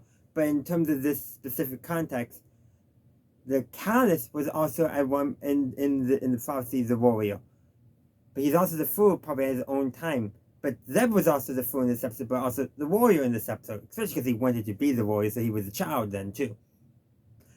But does that come full circle? Because Callus was the Imperial in charge of the Imperial genocide of Lasat. And at the very end of Rebels, he gets taken to Lasat and learns that he didn't kill them all, that he got a second chance, for forgiveness among them. And Callus, he made amends, It wasn't just like, oops, I did wrong, I'm sorry. He's like, oh man, why was I supporting the Empire for all this time? Join the Rebels, becomes a spy for the rebels, and that only once his cover is blown does he actually go and fight within the rebellion because he was a spy beforehand. But the point is that we'll talk more about Through Imperial Eyes. I think is going to be a good option to really talk about Callus's story. But in this episode, the fact that Callus was identified by the wise woman, whose name I forgot because I didn't write it down, to be the warrior for his role in the prophecy, indicates to me that they considered way back here that eventually Callus would join the rebellion, would betray the Empire. It makes me think that's what they consider, given how everything goes and what they did at the end. Or they just thought, you know what, let's tie up the rest of Callus and Zeb's story in a nice little bow, which is also what I did. I bring that up because while normally, like I mentioned earlier, don't talk about future things, the way this episode lays a seed that probably none of us really considered and we can only see in retrospect is worth discussing. And to discuss it, we have to bring up the events that we saw after this episode. But this episode, like I said, is really good. There's also Hondo Ohnaka in here, and he also, I think, plays the role of the Fool at several points in the episode as well. But in short, he contacts Ezra to help transport the two Lasat refugees, but he betrays them to the Empire for the reward, but because he knew Ezra and crew would be able to rescue them. Then he betrays them again to the Empire, but this time he contacts them and says, hey, the Empire is coming. How close is it? That's the boat. He does that, and then he helps the Empire track them. But it's like, he is such Hondo Ohnaka in all of this. But there's also a moment where Ezra tells him that you were never going to get your finder's fee. And he's like, he learned so fast. Like, he's proud of Ezra for ripping him off. Which is actually a very Hondo thing. And that's why we love Hondo as a character, because he just is Hondo. The other day there was a post somewhere online. It was a share from, like, I think it was a YouTube video of a Reddit post of a Tumblr post or something like that. You know how those things get online. But basically, all the crazy stuff that happens in the Clone Wars, Hondo Ohnaka with his own bullet point, no context. And that perfectly describes Hondo as a character and his role. Yeah, he helps the rebels, but he also betrays the rebels. He helps the Empire, but he also betrays the Empire. It's just what he does, because he's all about that profit. But really, the idea that he was proud of Ezra so quickly, in his own words, learning that lesson of not paying the finder's fee or ripping him off, is like, it is gold and really does serve to show why he's such a fun character. Honestly, I should do a Hondo Ohnaka appreciation video sometime. That's beyond the scope of this video, but I just loved his role in this episode. I also love too how Ezra and Ken help with the Force to provide strength to Zeb doing all this. Not the counseling also too, I think a little bit, but also like when Zeb was using his bow staff, like the ancients were so a different configuration, they put their hands on him. And I interpreted that as channeling the Force, helping channel the Force through him so he could fulfill the prophecy and direct the ghost to Leo Sansu. Basically a collapsed star, more or less. Basically a very bad space phenomena. So yeah, there's a lot of great moments here and there. And this is a really good Zeb episode because we learn his backstory. We learned that he never told anyone on the Ghost crew his backstory. Like, at least Hera probably can as well. At least knew a little more about Sabine's backstory, even though she didn't share it with a lot of people. At least Hera knew. Not even Hera knew Zeb's backstory. They just knew he was a Lasat. That was it. They didn't know any of it. But now they do know. And also, with them learning, you can also see maybe a bit of an opening of Zeb. He believes in his culture's legends and myths again, because he lost that. So it's a very fitting episode for Zeb, and we just get that great character development for him. And like I mentioned, he learns that he isn't one of the last of the Lasat. He learns that there are more of them, and that there are survivors, that there's a whole planet for them, the original home world, the original home planet. He learns that, and I think that gives him hope, gives him comfort. In Rogue One, we are first production-wise introduced to the line rebellions are built on hope, last said by Jyn, who heard it from Cassian, but Cassian heard it from a bellhop on Gorman. And what does Zeb gain in this episode? Hope. And I think that makes him a better rebel for it. Of course, that's going to have to be seen in how the episodes fold out. I know how it folds out. Of course I do. But I just wanted to bring that up because, yeah, we didn't know that line at the time this episode was airing, too. Yeah, it didn't. So, yeah, but the thing I really do want to convey is that Zeb is now in a better place after the events of this episode. And that's very important character development for him. Yeah, he's still going to give Ezra a hard time. He's still going to give Chopper a hard time. That's not going to change. But overall, he's just in a better place. And when we get to the episode where him and Kaz are stranded on that ice planet, if not, or the ice moon of Geonosis, if not for this episode, would he have accidentally recruited Kallus to the rebellion? I don't know. But this episode, I think, is really important in making that happen. And we'll discuss that a bit more when we get to that episode. But in the meantime, let me know what did you think of Legends of the Lasat. The comment section is wide open, and I hope to see you next week where I talk about episode 15, The Call. Welcome to the Jedi Ranger. I'm John Berry 555, and today I'm continuing my 10th anniversary reviews of Star Wars Rebels. So today I'm going to be reviewing Season 2, Episode 15, The Call. This episode aired on DisneyXD 10 years ago today, on February 10th back in 2016. Space Whales. This is the episode that introduces the Purrgil. I remember some of the discourse back when the Purrgil were introduced, and let's just say people threw out terms like filler, silly, fantasy. By the way, Star Wars is a space fantasy, which is the more fantastical side of science fiction, if you will. Depends on how you want to classify all that stuff, but regardless. The Purrgil end up being really important in Star Wars Rebels in the last episode, as we know. And they even make an appearance in Ahsoka. A pretty important appearance as well. But the main thing I do want to convey is that people did not really like the Purrgil when they were first introduced. They called them silly, of course. Basically, filler, I believe, was the term I mentioned, and I'm pretty sure people did mention. People were not happy with them. But in retrospect, they were important. And I would say what's done with this episode, and I feel like a few other episodes later on, well, people were really using the term filler to describe certain episodes of Star Wars Rebels. But by the time of the finale of Rebels, we saw how a lot of that filler actually tied back into the greater story that was being told. This episode was, of course, no different. Like I said, the Purrgil were instrumental in defeating Thrawn. How much of the stuff had they laid out, I don't know, but even if they didn't lay it out, they decided to make this episode important. And also, too, the goal of this episode was to get fuel, because the Ghost was running on practically fumes, and the fleet, the Rebel fleet that they were part of, needed more fuel, and they got that as well as stopping a mining guild operation, which means that's fuel for the Empire. So it does also mean that's fuel for them to steal at the same time. So even if you think, oh, everything with the Purrgil is filler, yada yada, it's so silly, in the episode they do strike a blow against the Empire or against an ally of the Empire, and also abscond with some resources that's used for the rebellion. So that does not sound like filler to me. Ultimately, though, people call it filler because it did not seem immediately tied with a greater story.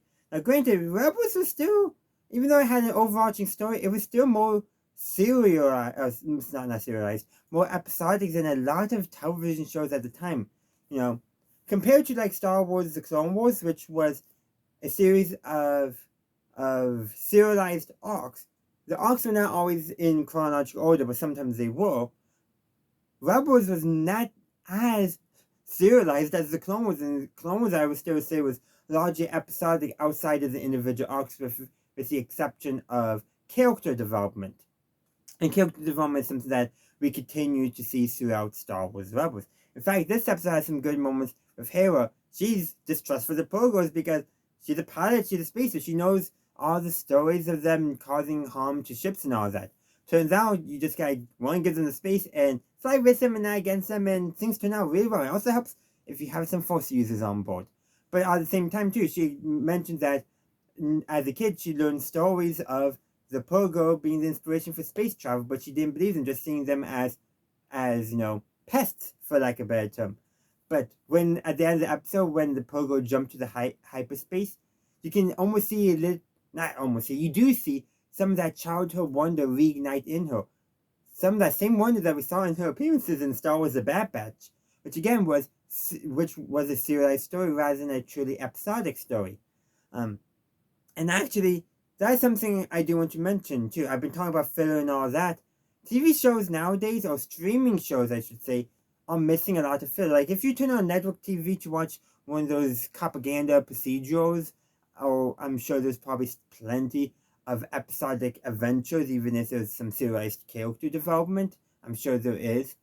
But the point is that a lot of shows like a sci-fi fans like watching are very serialized right now and don't have breaks, for lack of a better term.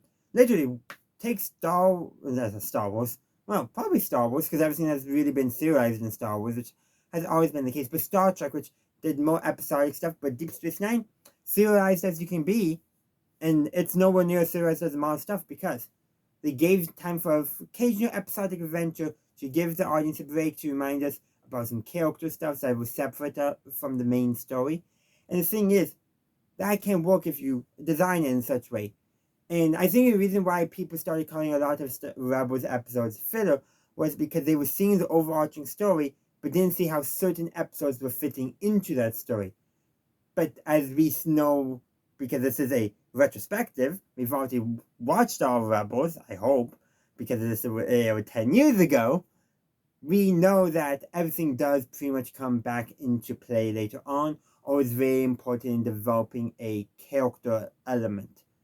And in my opinion, those aren't filler.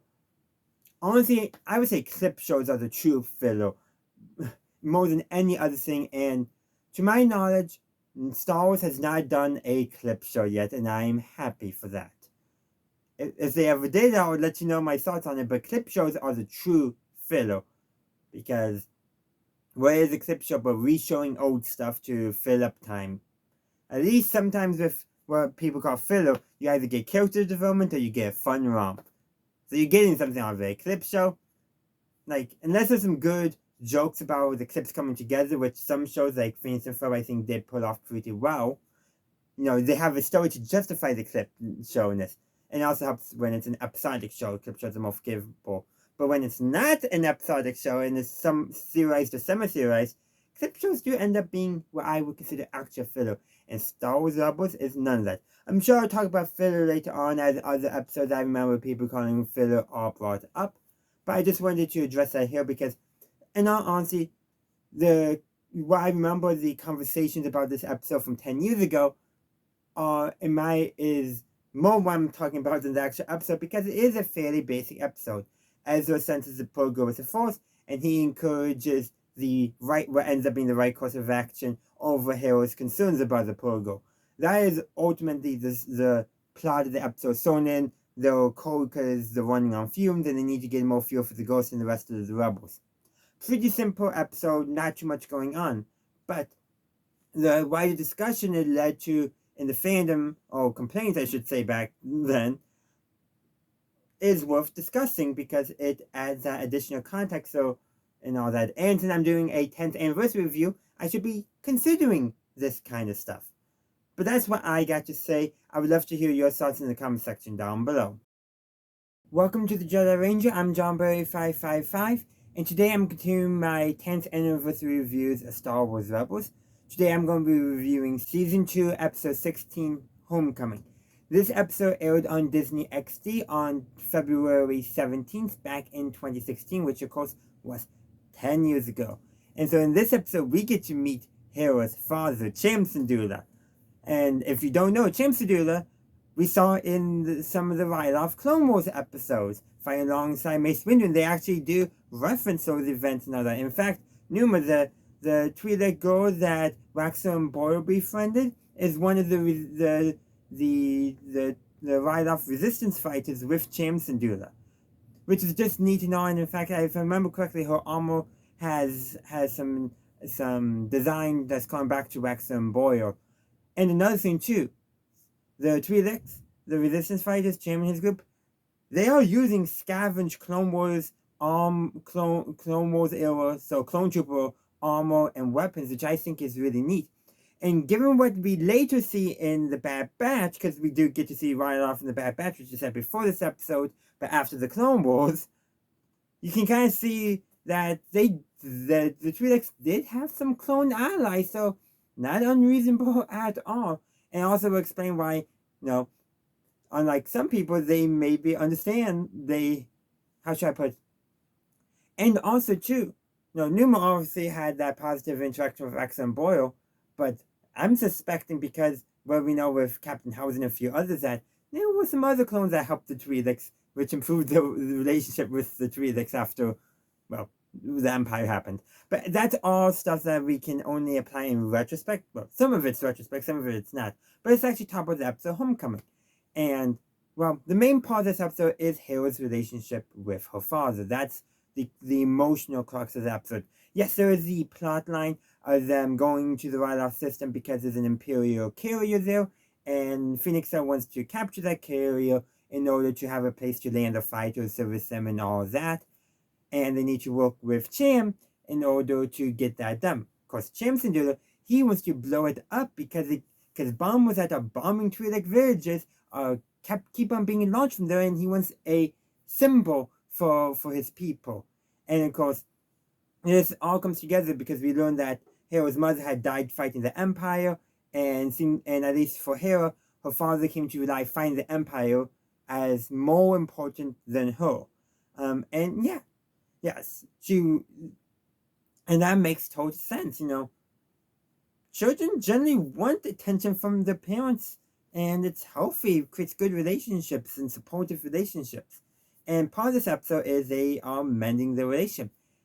Cham goes behind his daughter's back in order to blow up the carrier, but they end up having to work together and end up not blowing up the carrier. Instead, he gets to blow up the light cruiser that's the escort for the carrier, which satisfies his needs, but that only happens after him and his daughter salvage the relationship.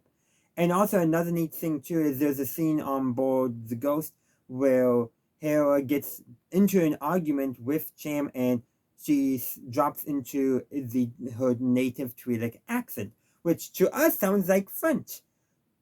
So there's different ways of looking at it. One neat way of looking at that scene from an Inuit thing is she's actually not speaking basic. She's actually speaking the native Twi'lek language, and so we understand her. It's translated into basic but given a French accent.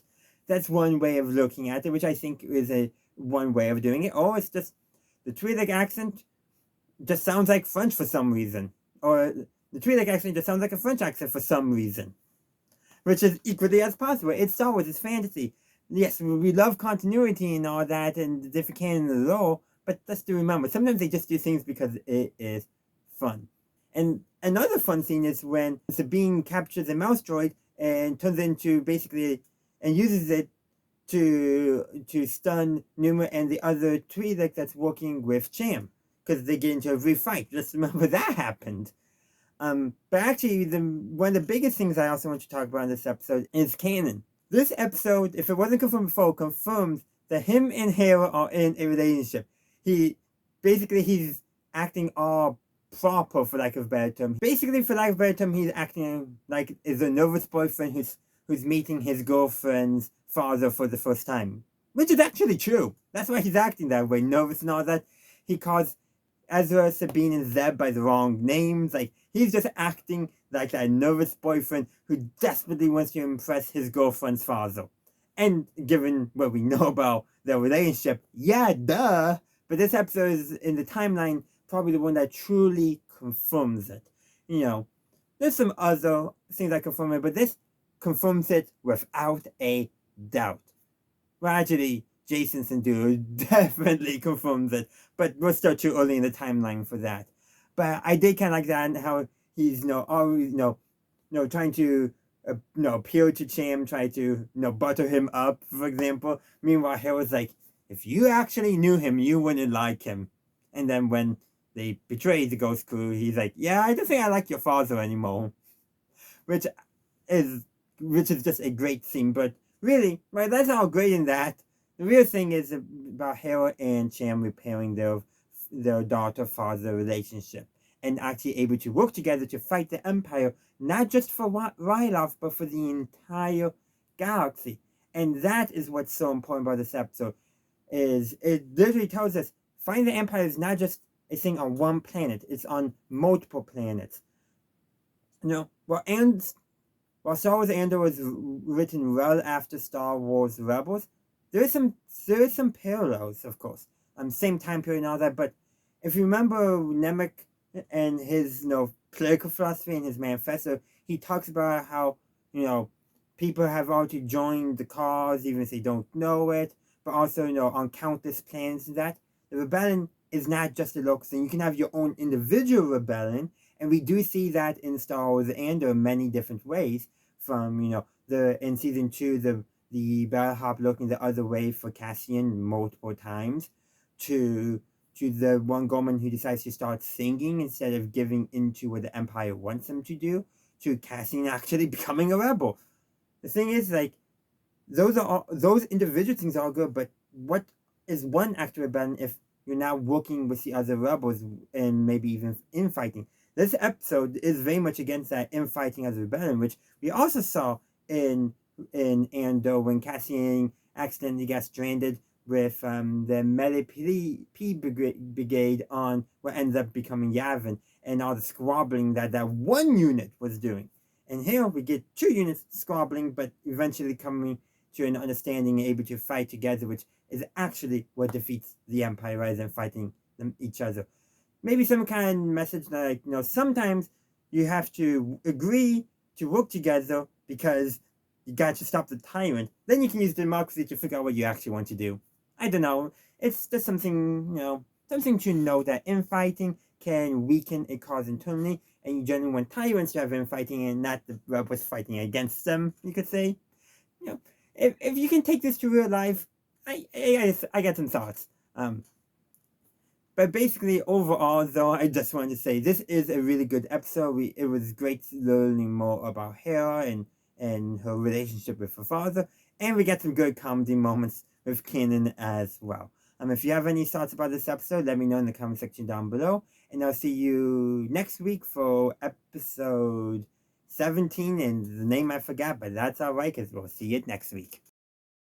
Welcome to the Jedi Ranger. I'm JohnBerry555, and today I'm continuing my 10th anniversary reviews of Star Wars Rebels with Season 2, Episode 17, The Honorable Ones. This episode aired on DisneyXD 10 years ago on February 24th, back in 2016, which, like I said, was 10 years ago. I'm saying that a lot for some reason, but anyhow, let's actually talk about this episode, which is a Zeb and Kallus episode. And this is actually a very important episode for setting up Kallus's future arc in Star Wars Rebels. So I will be talking about this episode, I should say, with that in mind.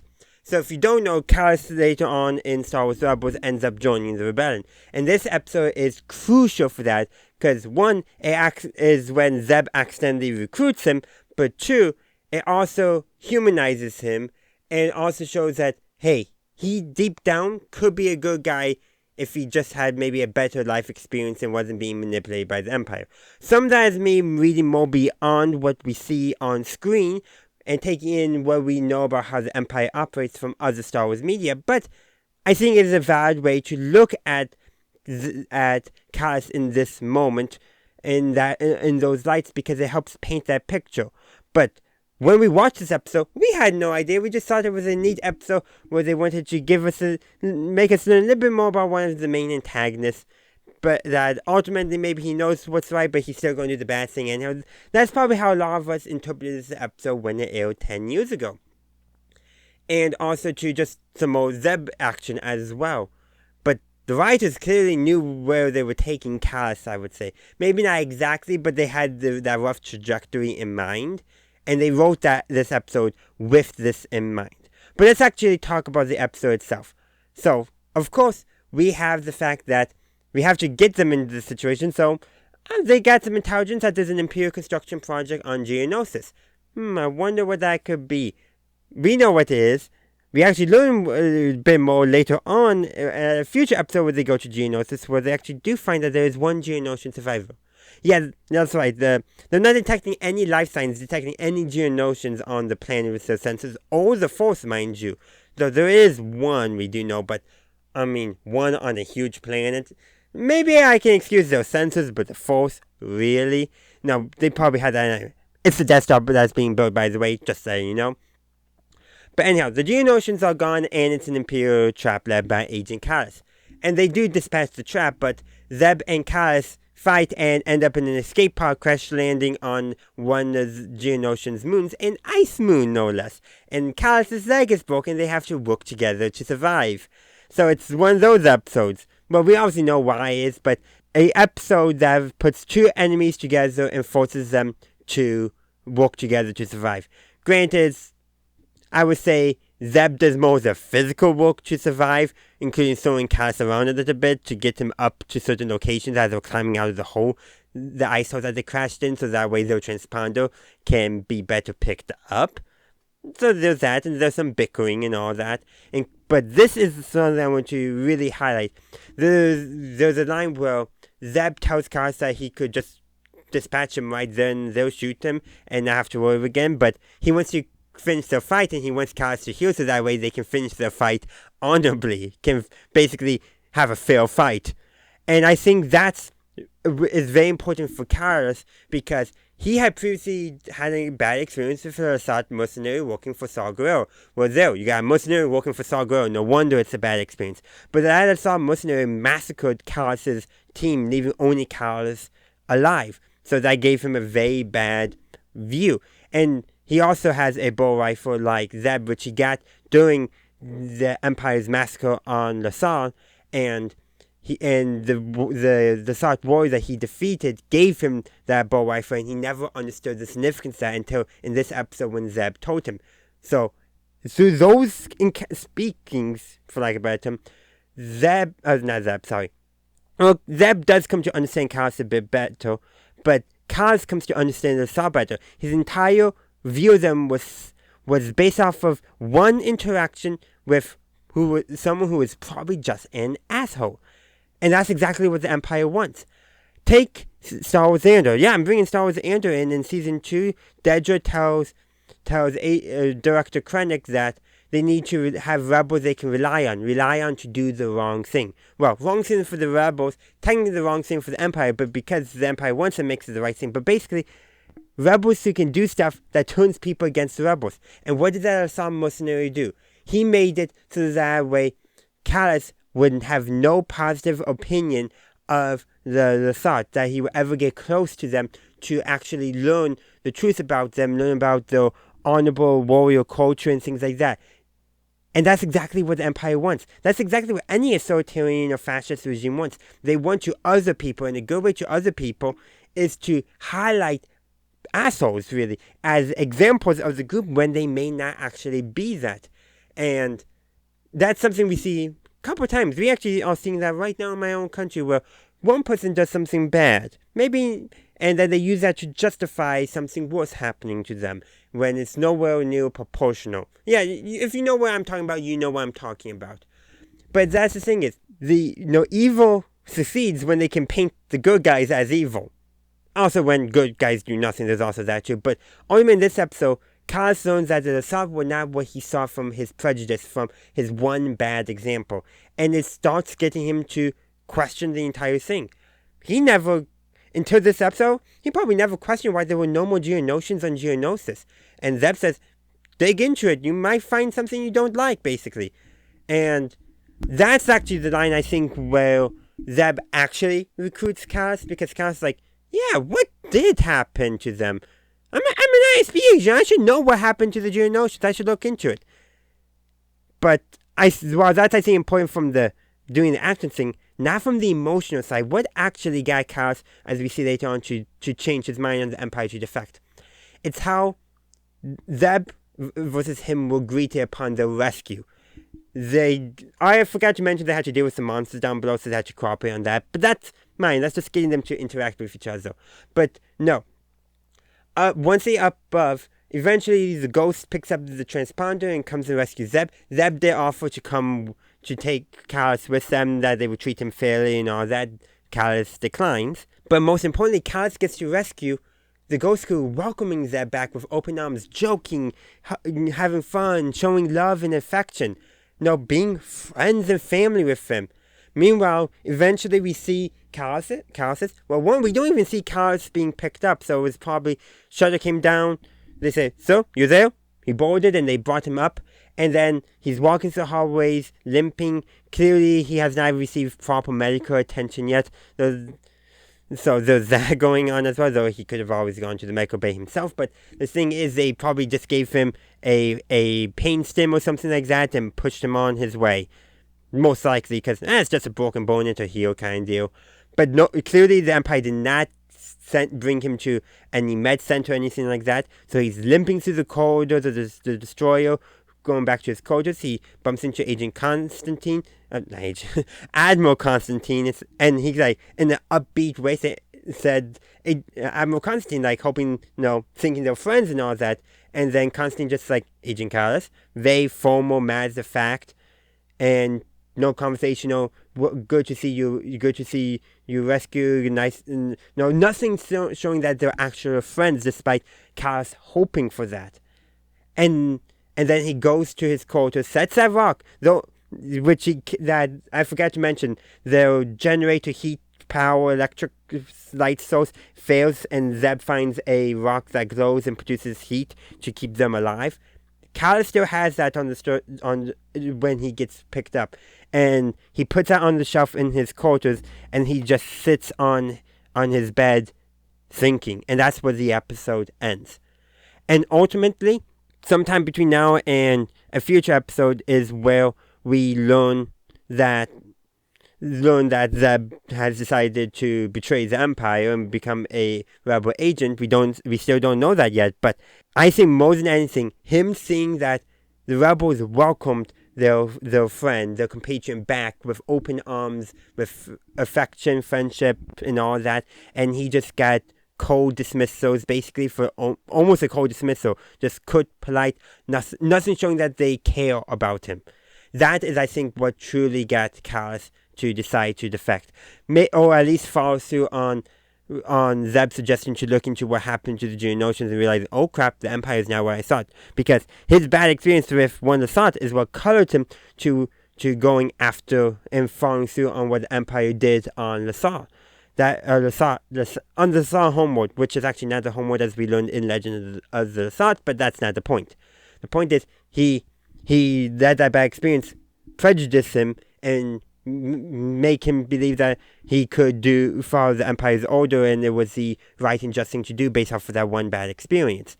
And he did talk about how the Empire wanted to make an example of Lasat, implying that Callus thought that his mission there was just to make an example of a few rebels and all the others would be fine. But the Empire took it to the next step, and because of his own prejudice, he didn't question it.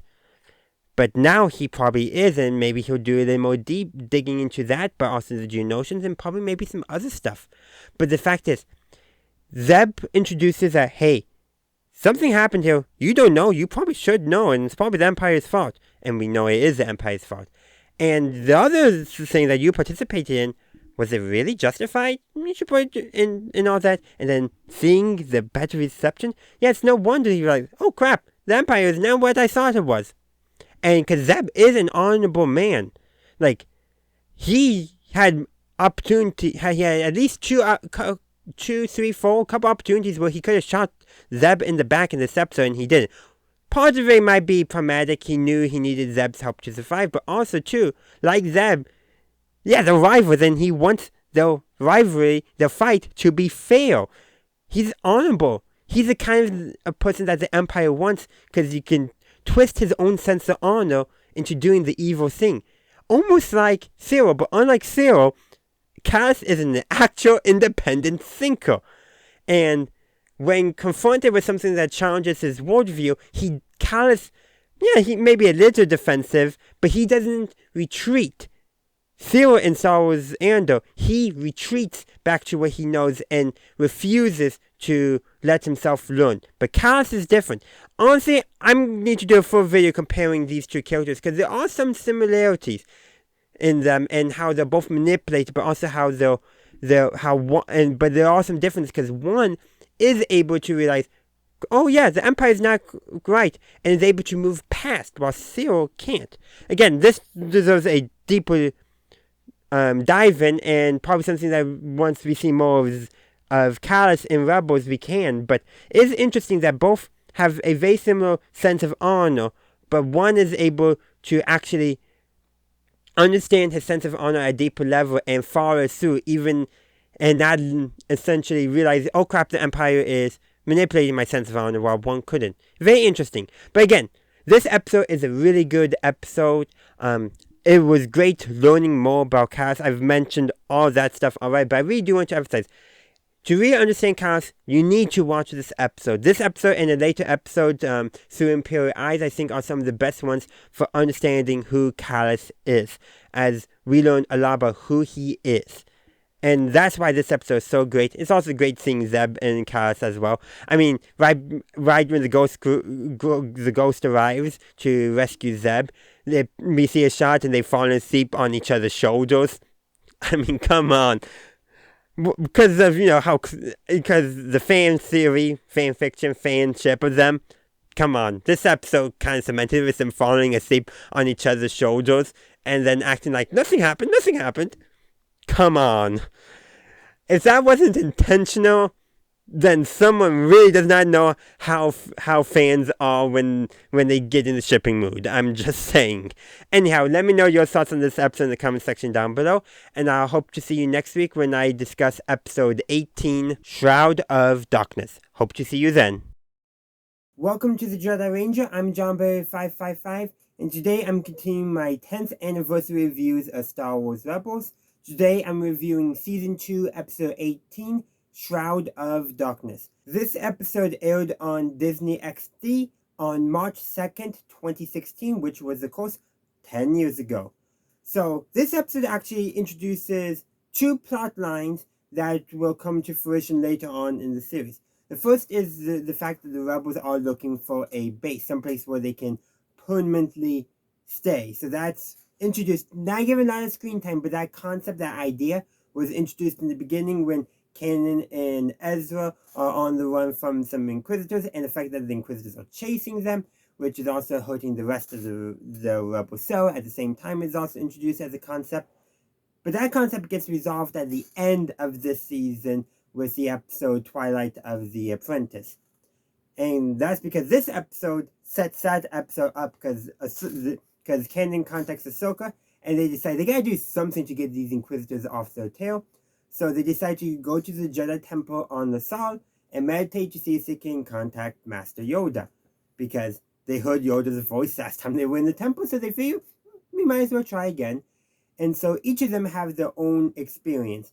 Kanan's experience is with a temple guard who fights him because there's the darkness in Ezra, so yeah.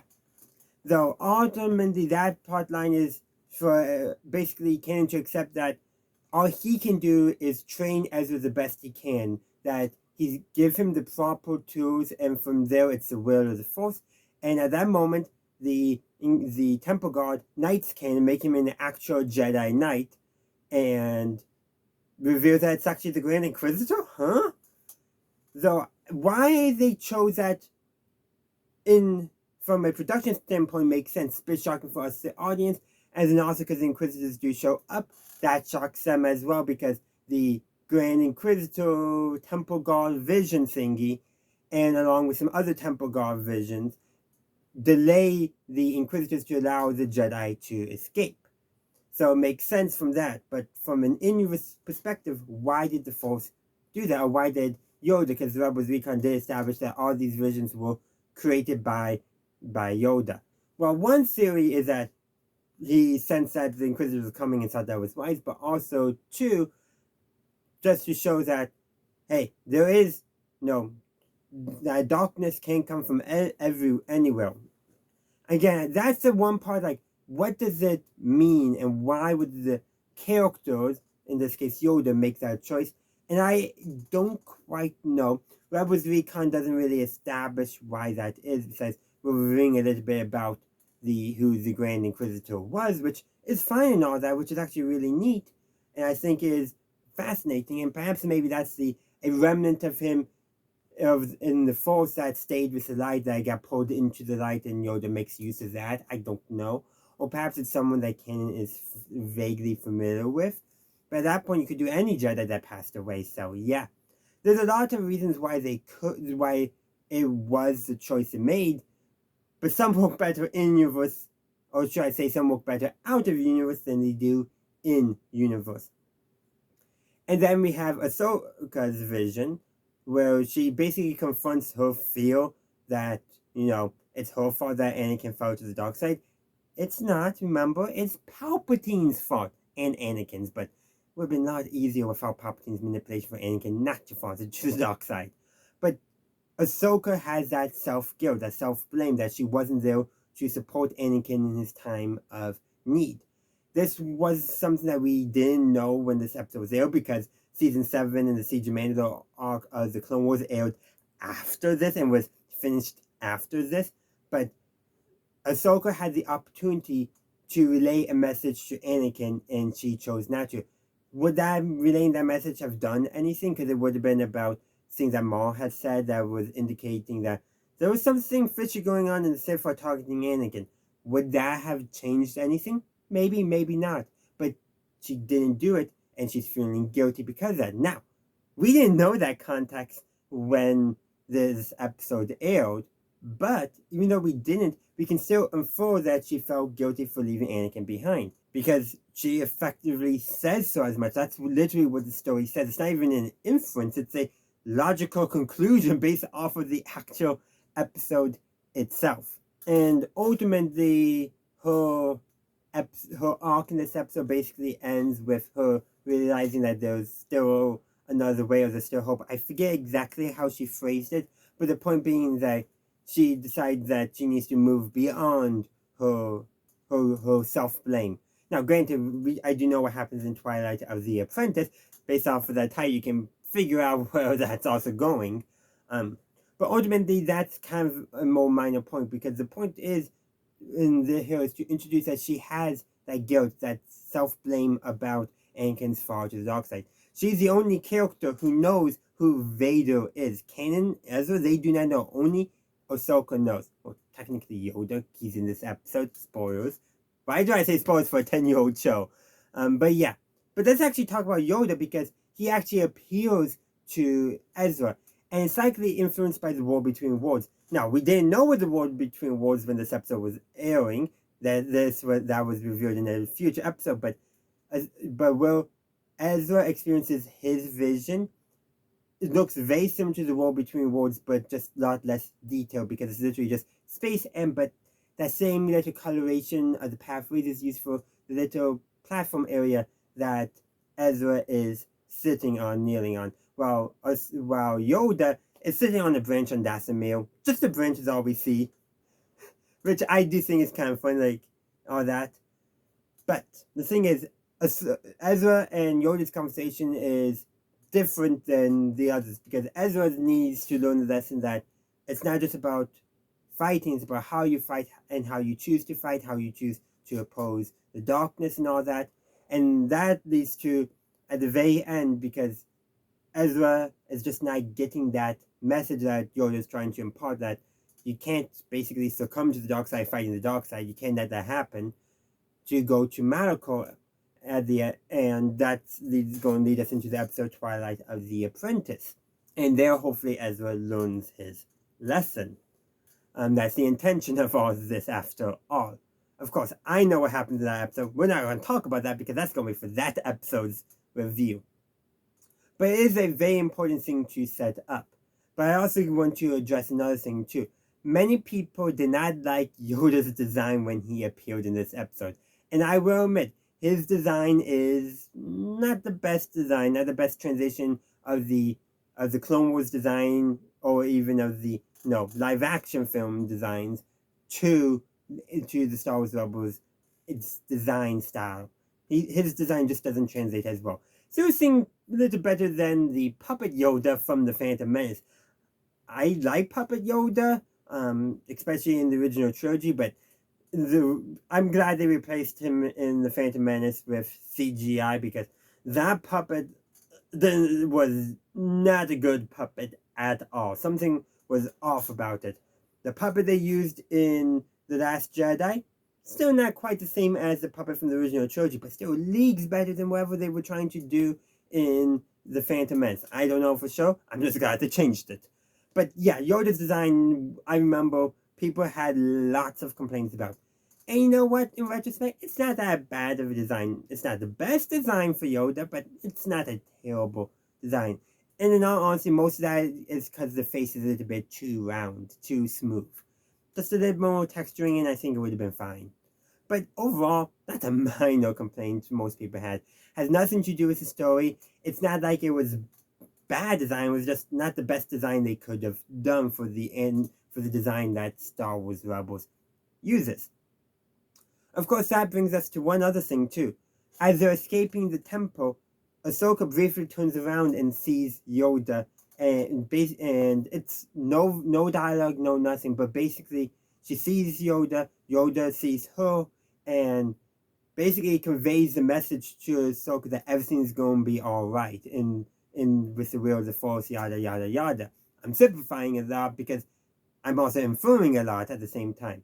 But basically, it is a message from Yoda to Ahsoka directly, rather than through a vision, and it's a feels like basically say, "Hey, it's all right," and gives a wave, which I think is what Ahsoka really needed. It's all right. She kind of comes to that conclusion herself a little bit in her own arc, but seeing Yoda do that reinforces that for her. And also, while it's likely a Force vision, remember, in The Last Jedi, Force projection was introduced. Was that what Yoda was doing, actually projecting himself in the Force? With Ezra's vision, that was clearly a vision manifested by the war between worlds. But Ahsoka's is not in a vision world, it's in the actual temple. And there's no remnants of Dagobah or anything like that. I think Yoda actually did Force project himself. Wasn't as intensive as Luke's Force projection, and he's Yoda, so that's why he survives. But I did want to point that out because it is an interesting thing, and show the distance, different purpose, not changing his own appearance, because animation design is not an actual canon appearance. Just keep that in mind. Overall, though, it's a good, enjoyable episode because there's a lot of interesting stuff and sets up a lot of interesting plot lines that will get developed later on in this season and in the show. Now, I will also say that, too, that yes, I do, like I addressed earlier, wish they had done maybe a second pass over on Yoda's design because it definitely needed some work. But if that's your only complaint about this episode, it's not much of a complaint. But that's what I got to say about this episode. Is there more to talk about? Certainly. In fact, let me know your thoughts in the comment section down below. Did I miss something that you really want to talk about? Let's keep that discussion going. Also, I'll be taking next week off because 10 years ago they took a week off. So my review of episode 19, The Forgotten Droid, will come out on March 16th. And so I'll be doing something else for next week. But I'll see you for what that is going to be because I'm keeping it hidden for now.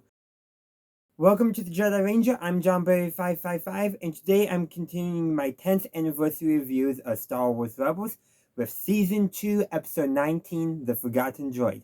So we have a Chopper episode on hand, which means craziness. No, seriously, Chopper is crazy. If you don't know, there's a meme, not really a meme, it's actually kind of supported by the number of people he killed, that Chopper is the Star Wars fandom's favorite mass-murdering war criminal droid.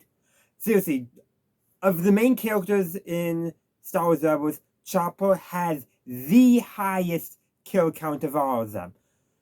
I remember when Star Wars was airing, there was a channel that was doing death counts, and Chopper had most of the deaths. I don't remember what that channel was called. If I can find that, I'm going to link it in the cards for you. But speaking of linking in the cards, because I probably didn't find that, I got a video later this week where I'm going to be talking about Chopper. It's currently now available to all members, But if you're not a member, just wait till Thursday and you can watch it. But anyhow, let's actually talk about the Forgotten Droid. So the Ghost Crew goes to a plane because they need to get some fuel because they can't leave the carrier sitting in empty space while the rest of the fleet goes to scout out a location for a base. They go there, and we don't actually see much of the heist, but we do see Chopper looking and seeing a leg to replace his mismatched leg. He's told to stay with the ship. What does he do? He goes for the leg, and he ends up stealing it, and he gets left behind. Hence, the Forgotten Droid. Or is it? Because he gets chased by stormtroopers and finds himself on an Imperial cargo ship. A cargo ship that we saw arriving at the same time as a Ghost, which, honestly, I did not catch that 10 years ago, but I did catch that now. And there we are introduced to AP5, the logistical droid, who's responsible for basically knowing what's on board the ship. And him and Chopper go on an adventure. So Chopper gets his version of C-3PO. Yeah, I mean, literally, that's what happens. He removes AP5's restraining bolt and gets him to defect to the Rebel Alliance. Also, they, together, mostly Chopper, end up spacing a whole squad of stormtroopers. And I'm convinced that the only reason why Chopper didn't kill the captain of the cargo ship was because this is a kid's show, and it was not in combat per se. Though Chopper definitely, I think, wanted to kill him. But yeah, so they go on an adventure, they learn, they become friends. And there's actually a scene later on where Chopper contacts the Ghost because they're like, we gotta go back for him, but we can't because the fleet takes priority. And complain about him being selfish. And can I say, Chopper's a cat, R2-D2 is a dog. When you look at their behavior, yeah, that matches them. Chopper is a cat. He sees what he wants and he goes for it, but he still ultimately cares about the people in his life. But apparently, Hera and all that, despite rescuing Chopper from a downed Y-Wing, which we actually will see that Y-Wing later on in, I want to say, Season 3. Or was it Season 4? One of those two. We got some episodes to go before we get there. But anyhow, Hera does not consider that Chopper considers her a friend. Maybe he does, maybe he doesn't. But when AP5 describes himself as Chopper's friend, Hera's like, no, Chopper doesn't have any friends. And that tells you a lot about how everyone views Chopper. They view him like a cat, but in some ways, he doesn't care for us. He deep down does. He just doesn't like showing it. But like, the Forgotten Droid is more AP5. I bring up Chopper and all that, but Chopper is the first person since the Clone Wars, since the Battle of Ryloth, because AP5 was also there. He was just on board a ship, and his captain got killed during that, and apparently he got demoted from there. But anyhow, AP5 is a true Forgotten Droid. Chopper was forgotten in this episode, but the Ghost Crew, one of the first things Ezra said after we cut back, after they left Chopper behind, was, we gotta go back for Chopper. And the only reason why they didn't is because the guy gets the fuel to the fleet that quickly. They can't delay rescuing Chopper. But the intention is that as soon as we get the fuel dropped off and the fleet's safe, we're going back for Chopper. Chopper was never forgotten. When his Y-Wing crashed, yes, the Republic didn't go rescue him, but Hera rescued him. Chopper was not forgotten, but AP5 was forgotten. He kept on dropping down the ranks and now serving with the Empire. He's just responsible for inventory on board some no-name ship with a captain who basically treats him like crap. I mean, the idea, the impression that droids are saviors is very apparent in this episode. He has to follow his program, he has a restraining bolt, but he's like, oh, I would love free will, but I got my duties to pertain to. Basically, like, I would like to be free, but if I don't, I'll get beaten. In some ways, and certainly the Imperial captain threatens to melt AP5 down, at least on one occasion, and actually ends up shooting him. And Chopper sacrifices his new leg to repair AP5. Why they couldn't use his old leg, I don't know. Like, from a logical standpoint, wouldn't it make sense to use the older part to repair? Maybe, but emotionally, yes. They show that Chopper truly does care about AP5, that he was willing to let that happen without throwing a hissy fit. Granted, they do start arguing as soon as AP5 is repaired, but that's just going to be their relationship. R2-D2 and C-3PO also argue. Man, why is astromech protocol droids pairings always portrayed like a married couple? Honestly, a bickering married couple is like how almost every astromech and protocol droid pairing is portrayed in Star Wars. Why? I don't know, but that's almost how it always is portrayed. There's also another great scene where when Chopper contacts the ghost, Hero calls him by his designation, not his name, C110P or C110P, by basically his full legal name. Very much portraying Hero as the mother of the group and Chopper as the rambunctious kid who's in trouble and ooh, you first middle last name has been used. Like, that's definitely the tone they were going for there. So, like I said, this is a very great episode and a very good Chopper episode because Chopper has not really gotten character development, but here we see that he's more than that crazy droid who does whatever he wants, who's a mass murdering war criminal. No, he does care about people in his life. He doesn't show it well like a cat, or even like some autistic people who also struggle showing their emotions as well. So Chopper definitely has no trouble showing certain emotions. It's emotions regarding people he cares about that he struggles with, which honestly is more like a cat. You know, like, oh, yeah, I do care about you. I'm just not showing it, and I'm going to do what I want, and you will just tolerate it because you care about me and I care about you, but I'm me. That's essentially how some cats think, a lot of cats. But ultimately, though, we needed a good Chopper character development episode because he hasn't gotten it yet, all the way now into the 19th episode of the second season. I know there's a episode later on, I forget exactly which episode in whether it's season 3 or 4, where we get some character development for AP5, but I don't recall if we get any more character development for Chopper. But speaking of Chopper, Rebels Recon for this episode basically was all about Chopper, really. They did a whole skit with Chopper being surrounded by paparazzi, which I'm pretty sure was just two Lucasfilm office workers in reality. And then honestly, I kind of wish they did more things like Rebels Recon still. I thought that was a really great way for creators to communicate to fans, so that way we could better understand some of the stuff they were thinking about, even though it wasn't necessarily everything, just a little bit here and there. But probably the greatest thing is that they did a segment where Andy Gutierrez was interviewing the casting crew about who voices Chopper, and everyone was taking credit for voicing Chopper except Dave Filoni, who actually voiced Chopper. But we don't know that yet. We don't know that. I think, I'm trying to remember if fans actually did figure it out 10 years ago, but we learned who actually voiced Chopper in the very last episode of Star Wars Rebels, which is quite fitting, because until then it's always Chopper voices himself. I mean, they literally have for Rebels Recon a Chopper on location for filming, so come on.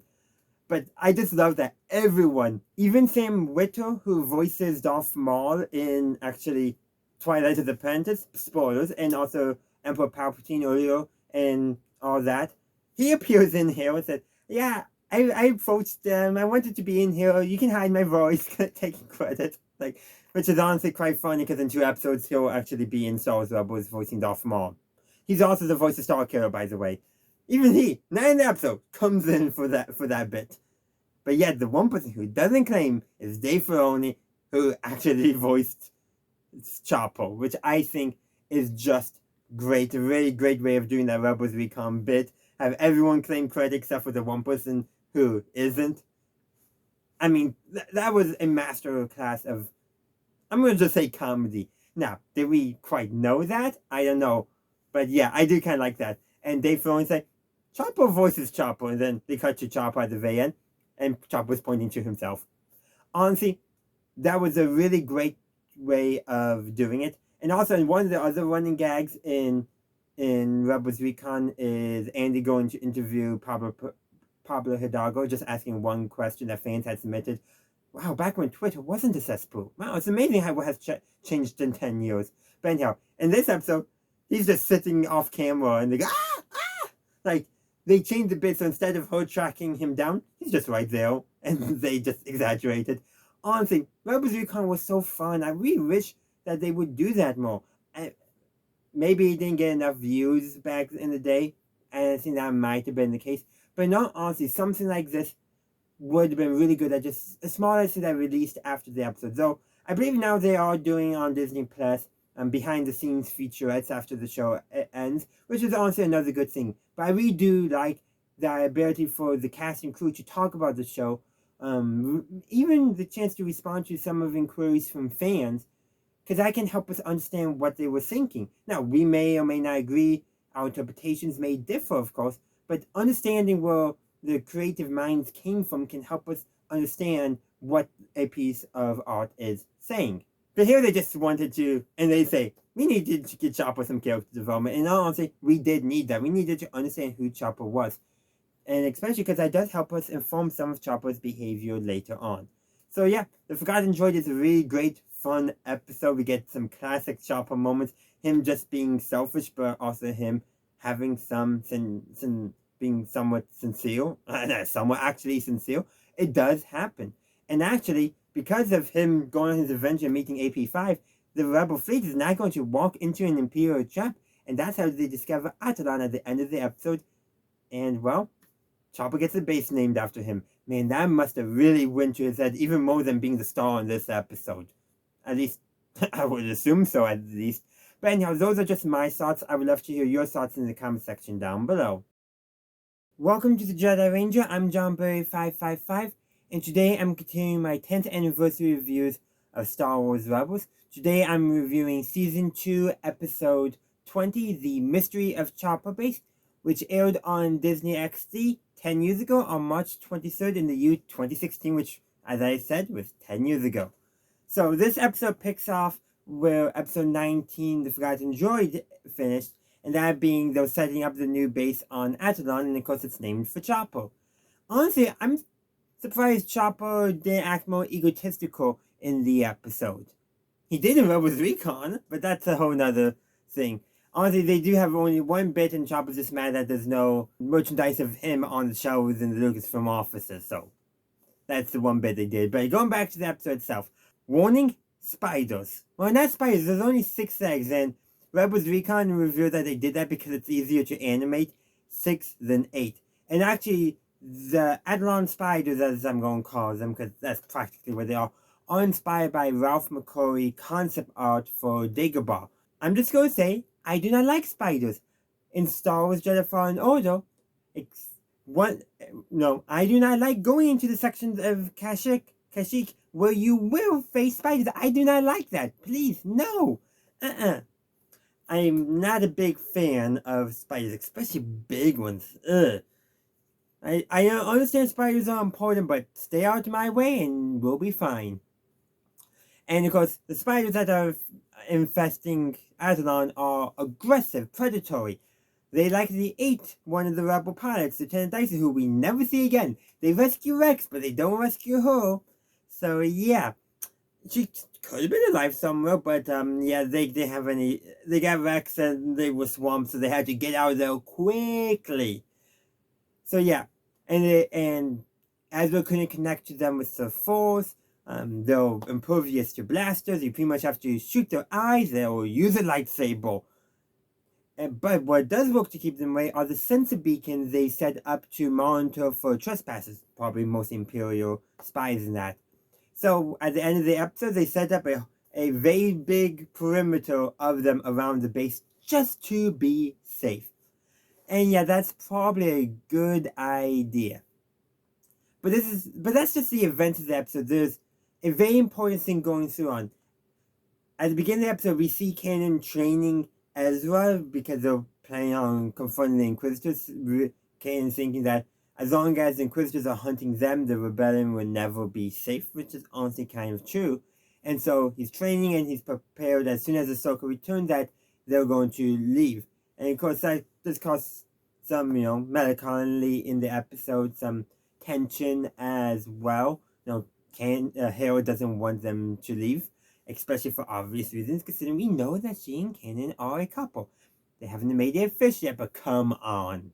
So that's an underlining current throughout, and you can see that with a lot of characters' interactions, where where Hera and Sabine, Zeb don't really want them to, even Ezra doesn't want to leave. Kanan's the only one who thinks that it's going to be best for them to leave and confront the Inquisitors and deal with that before helping the rebellion any further. And let's be real, getting rid of the Inquisitors is probably actually a good thing for the rebellion. And this is all setting up the next episode, which is the season finale. It's actually a two-part episode. I will be covering them together because that's how they aired. But we'll talk about Twilight as Apprentice next week. But this entire episode, the stuff with Kanan and Ezra, there's a subtle thing setting it all up, and that includes some ominous music, kind of almost Dark Side-esque, and near the end of the episode as they're getting ready to leave, which I think is very deliberate to help us put us into that mindset, to help us prepare for things are about to get dark. And, well, we all know what happens in Twilight of the Apprentice. You can even tell by the name, Twilight of the Apprentice. Well, we also have 10 years of hindsight as well. And I wouldn't be surprised if 10 years ago people were speculating. I wasn't doing my own speculations for Star Wars Rebels yet at this time. I didn't start that until season 3, halfway through season 3. But I wonder how many people thought it was going to be something impacting Ezra rather than Ahsoka. Again, that's wild speculation on my part, but I really don't remember everything from 10 years ago. Once we get into season 3, that's going to be when I'm a lot more active and I can start referencing my own stuff. But honestly, this episode is setting stuff up. That's ultimately what it is doing. And it's also showing that the Rebels have established their base. So that's important as well, because that's going to play a role in season 3 as well, near the end. So that's pretty much what I got to say. There's not too many things here, except for I do want to say this episode has some great sunset scenes, two of them. One with Ezra and Zeb. Zeb goes out to a section of the base, brings his chair, listening to some tunes, just watching the sunset, and Ezra comes over to join him. And then there's another scene right before Kanan and Hera leave. Before I phrased that wrong, but Kanan and Hera hugging each other right before Ahsoka, Ezra, and Kanan leave for Malachor. But that's also a very emotional scene in hindsight, because I know what happens on Malachor. I know what happens to, spoilers, Kanan's eyes on Malachor. That's the last time, spoilers, until Kanan's death, that Kanan sees Hera with his own eyes. Yeah. So that scene becomes more impactful near the end, and it's a sunset too. And sunsets are beautiful, but they can also symbolize the setting on a previous era. Luke watching the the binary sunset on Tatooine in New Hope. His life as a farm boy is over. He's entering a new life as an adventurer and all that. He's still got a little bit more to go, but that's what that's symbolizing. He's at that turning point. His life is changing. The sun is setting on his own life. Here, the sun is setting on Kanan's literal eyes. You could say that, and I will say it. And I can talk about other examples in Star Wars. Honestly, the Bad Batch has a great sunset, but I don't remember if that was setting on anything particular or just a beautiful theme, which it was, mind you. It really was. But I just want to say that there is symbolism involved with that second sunset. The first one, not as much, but definitely has some of that same connotation because of what they set it up to represent. The Bad Batch one is more of peace. Rather than here, in A New Hope, things are changing.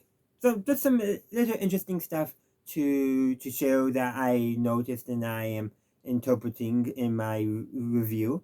But you know what? You can let me know your thoughts, your interpretations of that, and anything else in this episode in the comment section down below. And I hope to see you next week when I talk about Twilight of the Apprentice, because there's a lot to talk about that episode. Welcome to the Jedi Ranger. I'm JohnBerry555, and today I'm continuing my 10th anniversary reviews of Star Wars Rebels. Today I'm reviewing Season 2, Episodes 21 and 22, Twilight of the Apprentice. So this is the season finale of Season 2. It's a two-parter, but both episodes together. It originally aired on DisneyXD on March 30th, 2016. Let's just get into spoilers, because there are spoilers, and obviously it's a 10-year-old show. Of course there's going to be spoilers. Mar comes back. So, Mar just has a habit for not dying. Okay, to be fair, we just saw him be captured by Palpatine in the Clone Wars, and then the Son of Dathomir comic had him be broken out of prison, and then that's about it. We don't see much after that, though. as of reviewing this, I have not seen the new show because Maul Shadow Warrior, Shadow Lord, Lord Warrior, I forget, is not coming out for at least 2 more months, I believe, or is it 1 month? I have to look that back up. So, yeah, that's going to be between here and the Clone Wars. So, we're just going to get some more Maul. So, actually, quite good fitting timing for this review. But anyhow, Twilight of the Apprentice. Our heroes go to Morocco. Ezra touches something he shouldn't have, and they fall and they discover a Sith temple. And actually, before I talk too much more, I want to talk about how the Sith temple is designed. It's a pyramid, which I think which is very representative of Sith power structures. It's you got the top and then the base, so it's very much like a pyramid scheme. You got the Sith Lord on top, the Master. Then you got the Apprentice and their underlings and underlings and underlings. And it's kind of like how the Empire is structured. Very hierarchical in a pyramid-like shape. A pyramid scheme, if you will. Imagine if the Sith Order was just a pyramid scheme that got out of hand. That would be hilarious. But I wanted to contrast this with some of the other like Jedi temples we've seen, which are more likely to be designed with not necessarily organically, but to fit into the environment better. Sometimes it's still obvious, and then you got it's not a pyramid per se, but it's kind of pyramid-ish for the Jedi Temple on Coruscant. But Jedi temples seem to be much more built into the environment. The Lothal Jedi Temple is a perfect example of this. Where the Sith Temple on Morocco, it's a very angry-looking pyramid. Doesn't help that it's black and red, which are colors people generally associate in Star Wars, especially with Sith and anger and all that. But anyhow, Ezra actually finds a lightsaber and realizes that there was a battle here, which Ahsoka and Kanan were aware of because they learned about it in the Jedi Temple. Basically, there was a battle between the Jedi and Sith there, and the conclusion that no one won. So something happened there, something turning them all into dust. But eventually, they do come across an Inquisitor, a new one we haven't seen before. Ezra gets separated and he bumps into Maul, who is, well, acting crazy, but not crazy as we see later on in the episode. Basically, Maul's entire MO is actually true. For one, he wants to get the power in the temple because he wants to enact his revenge against Palpatine and Obi-Wan if he can find him, though he knows how to find Palpatine, so that's probably who's foremost on his head. Probably Vader as well, because, Vader is what Maul thought he was going to become, Palpatine's right-hand man and attack dog. But he also is trying to turn Ezra to the dark side, to make Ezra his apprentice. And this episode leaves a lasting impact on Ezra. He still has the Sith Herocon, and at the very end of the episode, we see him open it. We don't see anything come of it yet, but he does do that. He has been tempted by the dark side, which is exactly what Maul wanted to do. And actually, Twilight of the Apprentice is, I think, a very fitting title for this episode because of everything that we see here. But to talk about that, we gotta talk about the rest of the episode. So, eventually, the two Inquisitors we've been seeing all season eventually show up as well to rescue the Inquisitor that was on this planet that when Ahsoka and Kanan captured him. And eventually, everyone's fighting everyone. Well, the Inquisitors are fighting Kanan, Ahsoka, Ezra, and Maul. Though after all the Inquisitors are defeated, that's when Maul turns on our heroes, blinding Kanan and doing Ahsoka. Ahsoka eventually goes up to duel Vader to save, Ezra from Vader after Ezra activated the temple. And then Kanan not regains his sight, but he's able to get up, find his lightsaber. He finds a old Jedi Temple guard mask and puts it on, and he very handedly defeats Maul. Throws him off the side of the Sith Temple. I mean, it works. Now, Maul does get away. But hey, at least Maul's not a threat for the time being. And he goes up to help Ezra remove the holocron from the Sith Temple so that way they can deactivate it, and then it starts collapsing while Ahsoka is fighting Vader. Vader tries to steal it, and Ahsoka distracts Vader. Also, too, the voice of the holocron of the temple is the same voice actress as who voices Asajj Ventress, which is just interesting. No greater meaning, though. I just thought I should share it. So lots of stuff happens, and eventually they escape. Ahsoka, though, does not escape. She and Vader are still dueling when the temple explodes and collapses on them. And so Ezra and Kanan make their way back to Chopper Base. Ezra's breaking down, obviously. Ahsoka sacrificed herself to save him. He was tempted by Maul, like, he got a lot on his plate right now. And Kanan is comforting him. And then, of course, they arrive back on Chopper Base.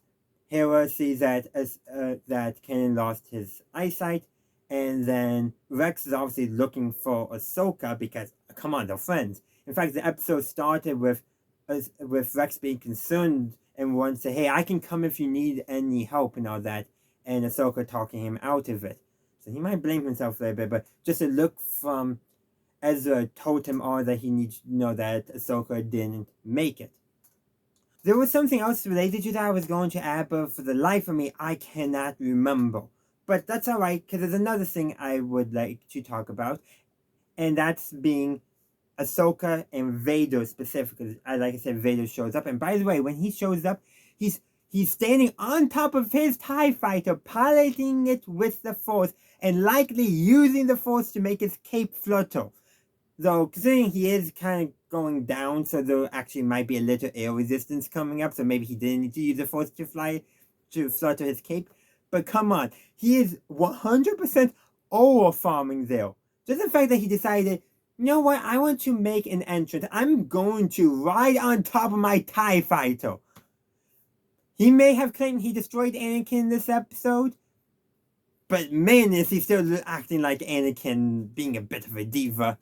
But no, but actually, he claims he destroyed Anakin because Ahsoka literally says, brings up, like, I forget the exact wording, but very similar to, I would say, how Obi-Wan approaches his conversation with Vader in the Kenobi show. In fact, those two events are only chronologically like only 2 or 3 years apart. But in both of them, Vader says that he destroyed Anakin, that Anakin is no more, that he's disassociating himself from his time as Anakin. And Ahsoka, of course, is like, prodding a little bit to see if Anakin is still in there. In fact, at one point, she cuts Vader's mask and you can see Anakin's eyes and eyebrows, oddly enough, even though in Return of the Jedi, Vader doesn't have eyebrows. Oversight, I guess. Or because it's animation and to help the expression of the eyes, they decided to include the eyebrow because that makes it easier to express the eyes in animation. Sometimes that's things that they do. Kind of like how in last episode they made the spider creatures 6 legs instead of 8 because of easier animation. It happens. But another thing with that is right after she sacrifices herself to save Ezra, she force pushes him away. And she tells Vader that she will not leave him this time, like she left him in the Clone Wars. Though actually, when they wrote this episode, that was most likely calling back to the end of season 5 of the Clone Wars. However, they did know about the Siege of Mandalore, which it was, even though not done, was effectively canon when this was written, even though they had not done any stories yet. They knew it was going to happen, that Ahsoka was going to be there. But the thing is, once they made it, Ahsoka and Anakin's last meeting was actually right when Ahsoka went to Mandalore and Anakin went to rescue the Chancellor, which actually is referenced. Which I do think is interesting because that's not Ahsoka leaving Anakin. It's more of the events that forced them to part ways. However, the end of season 5 is what this episode is specifically calling out, which I think is when the true is the event was she left him, where it makes more sense, because that's when she left the Jedi, when she was no longer his Padawan. Much more impactful for Anakin's psyche, for lack of a better term. Negatively impactful, mind, but still impactful. But that brings me to something else. Like I said at the end of the episode, there was something I couldn't remember earlier. Well, good thing I rated now, because it makes more sense to talk about now after Ahsoka and Anakin's duel, is that, so the temple explodes, everyone gets out, right? Yeah, everyone does. We see Maul flying away in a stolen TIE fighter from one of the Inquisitors. Vader is limping his way out of the temple. And then the very last shot, well, is Ahsoka walking down steps further into the temple. So, I did not notice that my very first watch 10 years ago. I have obviously noticed it now. And a big, there was a lot of speculation about what does that symbolize? What does that mean? 10 years ago, and I would say still a little bit today. Though a later episode in season 4 does change this calculus a little bit. One speculation was that Ahsoka survived. Another speculation was that it was not real. It was symbolic of her descending into the underworld. Though, considering, even though she described herself as no Jedi, she's still a light side Force user. She would have become one with the Force. But in a later episode, Ezra saves Ahsoka from Vader by pulling her into the world between worlds. That's in season 4. And I remember when that happened, lots of people were complaining. In fact, sometimes it might be a bit valid because it's now become basically a joke that Filoni cannot kill Ahsoka, that he won't let anything happen to his creation. Though I will just say one thing. He wrote what happened to Ahsoka in this episode. Did he know that Ahsoka was going to survive, or did he leave it vague? I don't know. But the owl convo bird that associated with the Darth Morse appears in this episode when Ahsoka near the beginning and at the end of actually the last episode too. But also after the fight scene, flying away.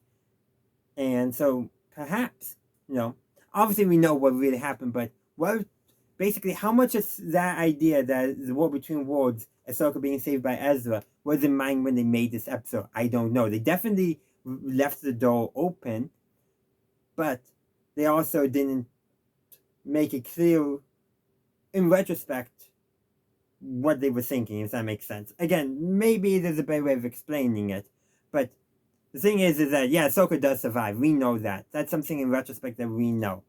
But we did not know that at the time. We thought this was Ahsoka's death. Even with the last scene, many of us, I think, decided it was probably more metaphorical rather than anything else. Though, again, becoming one of the Force, you wouldn't see them descending down. You would see them the body just vanish typically. And that's not what happened. So you can see why, in retrospect, they might have had this in mind. But that actually reminds me of another thing, too.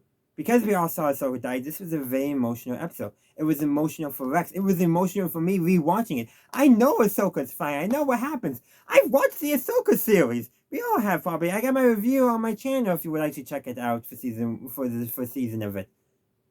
But I still teared up. I didn't start tearing up though until the return, until Kanan, Ezra, and Chopper. Yeah, by the way, Chopper's in this episode. Return to Attilan. And it's specifically when Rex realizes it. I was starting to tear up before, but it was when Rex realized it. Because the thing is that was the thing is, he doesn't know. I felt his pain and all that. Also, he hasn't, to my knowledge, he hasn't appeared in the Ahsoka show yet, so he's still in the dark about whether Ahsoka survives or not. In canon, he still doesn't know. I hope he finds out, just so he feels a little bit better. Just don't tell him Anakin became Vader. That would break his heart. But I think Ezra might know after this episode. I've always been wanting to do an episode, a video about who knows Anakin and Vader are the same person. We obviously know who. Ahsoka, Obi-Wan, Yoda, Palpatine. Pretty much it's confirmed that Tarkin and Sawn also know. I'm pretty sure Bail has to know. Technically Padme, but she died of a broken heart. And eventually, of course, everyone knows by the time of Bloodlines by Claudia Gray and all that, but I think... Oh, R2-D2. We can't remember R2-D2. Can't forget R2-D2. But Ezra might know because he was there while Ahsoka and Vader were talking. And my opinion is Ahsoka was not trying hard to hide that Vader used to be her master when he was a Jedi. And Ezra knows that Ahsoka's Jedi Master was Anakin Skywalker. He might be able to put 2 and 2 together. He just might. I don't think that was the intention, but that's the implication I picked up when watching this. But now we also have just what does the title mean? Twilight of the Apprentice. Because we get 3 apprentices here. No, seriously. Maul, the former apprentice of Palpatine, of Darth Sidious. Nah, he doesn't have fit here. So it's Ahsoka and Ezra, but in 2 different ways. Ahsoka is obviously the former apprentice of Anakin Skywalker, who later became Darth Vader. This is her Twilight. Yes, we know she survives, but we didn't know at the time, and this effectively is the end of her story for the Galactic Civil War. She sacrifices herself to save Kanan and Ezra, who will play an important part later on, mainly for liberating Lothal. But also Ezra, it's a Twilight for him. He's being tempted by the dark side. We know he will overcome it, but that is affecting him right now. It's a Twilight for him. Kind of connects with the sunsets that we had in the last episode. What's after sunset? Twilight. So, I think there's definitely very much strong symbolism there. And I do think the Apprentice and Twilight Apprentice is primarily referring to Ahsoka, but it's also referring to Ezra. He's growing up, he's becoming stronger in the Force, but at the same time, he's being tempted by the dark side, a Twilight on his own apprenticeship, if you will. You can even mention Vader. He's the apprentice of Palpatine. There's not too much going on there Twilight-wise for him, but yeah. Even more, like I said, former apprentice of Sidious. Hard to say that this is a Twilight for him anyway, but we could probably speculate and come up with something. But ultimately, it is referring to jointly Ahsoka and Ezra, predominantly referring to Ahsoka and her death in this episode, even though she doesn't really die. But that's not a fake out death. Her death has consequences, and even when Ezra saves her, she does not play any further role in this episode. It's not until her own series later on that we get to see her again. But that brings up one last point. Maul. No, seriously, you gotta talk more about Maul. I mentioned how he's tempting Ezra and all that, and how he has his own machinations going on as well. He's not in line with the Empire, he wants revenge on the Empire, but he has his own thing going on. And actually, through Maul, we learn, I think, probably some of the most about Sith doctrine. For example, in his, to get into the temple, to get the holocron with Ezra's help, first he had to trick Ezra, and he kind of played the role of an old man who's not a threat anymore. Kind of reminds me a little bit of what Yoda does to Luke, but Yoda decides just to be a mischievous gremlin instead of poor, hopeless, and helpless, and non-harmful old man who Maul pretends to be. I like what Yoda did a little better. But going into the temple, the Sith are always out for each other. They're always trying to climb that ladder, climb to the top of the temple, if you will. But so much of this temple's architecture is designed with 2 in mind, working together, but not. So, I'm going to compare it to the Jedi Temple on Lothal, which again is natural. It blends into the environment, unlike the Sith Temple on Malachor, which again I mentioned that already. But to open it also requires a master and apprentice, but they work together, cooperatively work together to open the Jedi Temple on Lothal. Not so much with the Sith Temple on Malachor. Yes, Ezra and Maul have to work together, but they're not cooperating. They're being forced to work together by the design of the temple, not because they actually are cooperating, like the Jedi. So, to get in, Ezra has to open the door, hold it up while Maul comes in to open the next one, then Ezra can drop it and then open the next one. Literally, if one, basically the Jedi Temple, you work together to open it and it's open. But the Sith Temple, if you don't work together, one or both of you will die. To get the Sith to cooperate, whoever designed this temple decided he has to force them to cooperate, which is not really a Sith thing, because Sith are always looking at how they can take the power from the Master, how they can overthrow the Master and become the new Lord of the Sith. That's literally what they do. So whoever designed this temple knew how Sith behaved and realized the only way for them to get the holocron to activate the weapon in the temple, which might also be a bad station, is to force them to cooperate through the architectural design of the temple. Yeah, the Sith have to be forced to cooperate by architecture. The Jedi just cooperate. That's essentially my takeaway. away from all that. But no, it is really true. It does reveal a lot. Maul talks a lot about Sith power too, seeking like knowledge is power, which a lot of people actually do believe. But like specifically, you seek knowledge to gain its power, not necessarily you seek knowledge for the sake of knowledge to better yourself. No, it's for the power that's there. He's seeking the temple for power.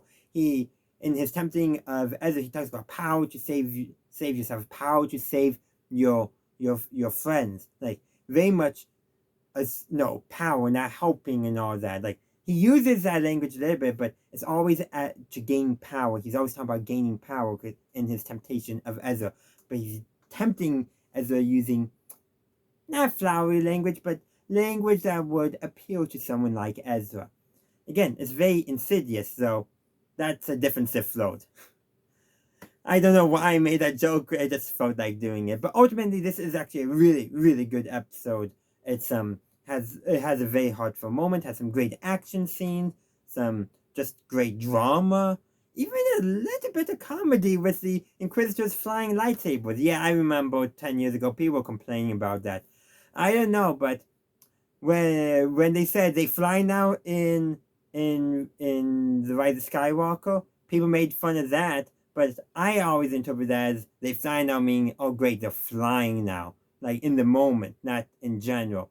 But here, Ezra could have said, they fly now? And we would have been like, yeah, they fly now. What's going on with that? It would have been better in this episode than in Rise of Skywalker. Especially with how the tones. Honestly, in Rise of Skywalker, they should have gone more of a frustrated, sarcastic tone rather than a surprised tone like they did. My opinion. But honestly, though, the fact that the Inquisitors' blades can help them fly is really, really silly. Probably one of the silliest things in Star Wars Rebels. They didn't really need to do it.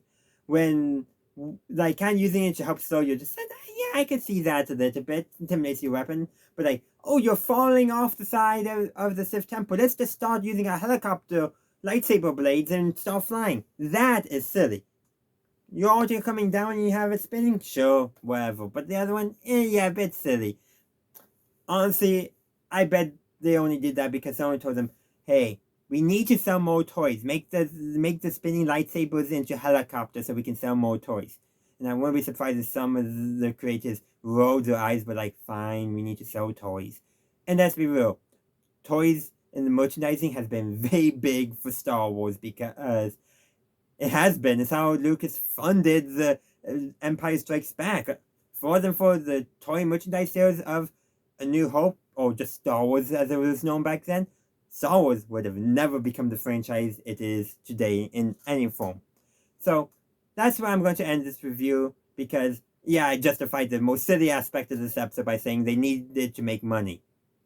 Though they were going to make money anyhow. But still, that's why it was ultimate merchandising. But honestly, that's my only complaint about the episode, the helicopter spinning blades. I just shrug them off. I don't get angry about them, but it is the one downside of this episode. Even Ahsoka being brought back is not a downside, because that's not what the story is about. It's her, yeah, she sacrifices herself and she ends up not dying, but the thing is, she was fully willing to do so, and most importantly, she bruised Vader's ego. I think that's quite important. Reminds him of who he was. No, he was always going to be angry at Obi-Wan, but I don't think Vader was as angry at Ahsoka. He gave Ahsoka the chance to join him. He never gave Obi-Wan that chance. And I do firmly believe that if not for this, it might have been harder for Vader to be redeemed by Luke, because they gave him that reminder. Then he sees Obi-Wan again, so he gets angry, but he finds out that boy that was accompanying Obi-Wan on the Death Star, who destroyed the Death Star, was his son. And then he thinks back to Ahsoka. You know, just a little bit of reminder, though, keeps Anakin in his mind, so that way it's much harder for him to push it down when he finds out about Luke, and Luke decides to say, you're my father, you're Anakin Skywalker, I believe there's still good in you. That would have been much harder if he wasn't reminded of Ahsoka in this episode.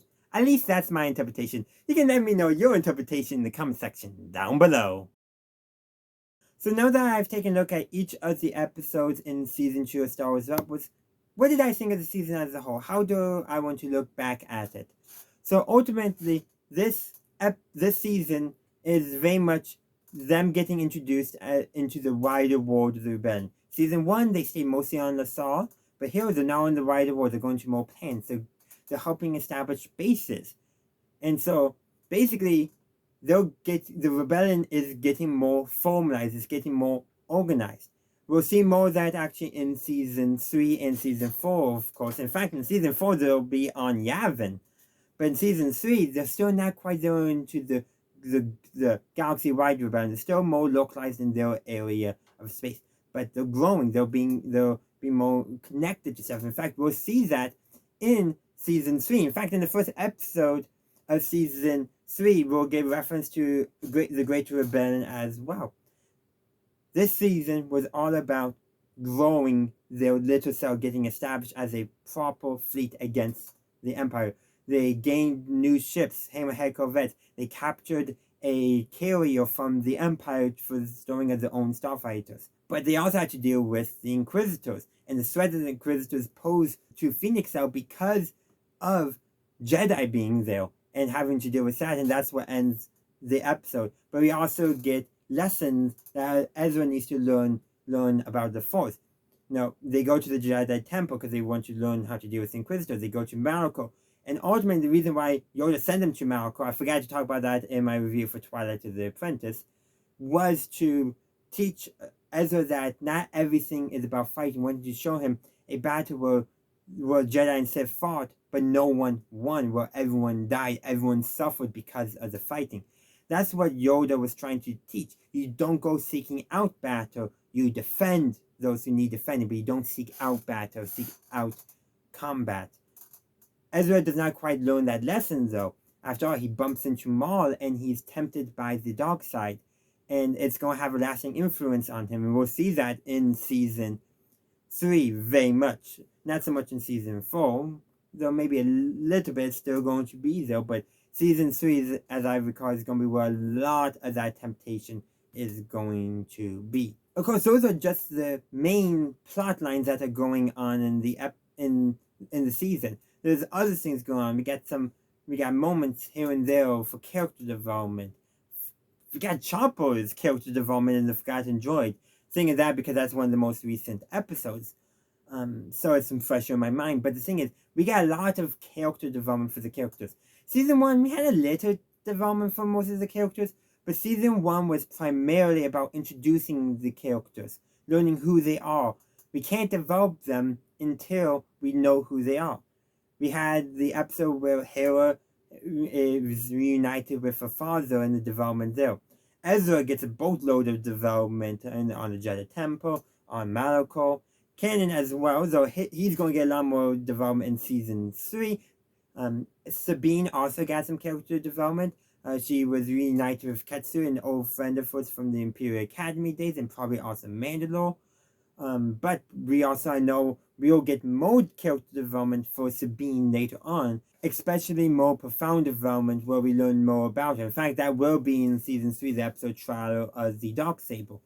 We got that more development, though we did get some with her. I was thinking primarily when she made Ketsu again, but there was also where she the episode where they basically captured Fen Rao, leader of the protectors on Concord. That happened. She was given some development there as well.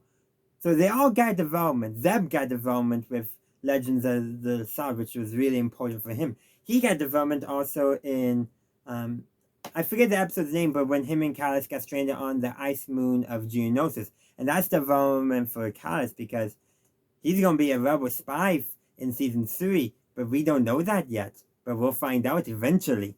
So we got a lot of this development going on, and it's really good, and we'll see a lot of that stuff being further elaborated on in Season 3 for all our characters. Yeah, because I'm trying to remember about Zeb. I don't quite remember quite for sure, and I don't think there was any further development for Chopper. Yes, there is. A little bit, not much. It's next time we go to Ryloth, if I remember my timeline correctly. So yeah, a lot of great things, lots of great developments in this episode. Not episode, season.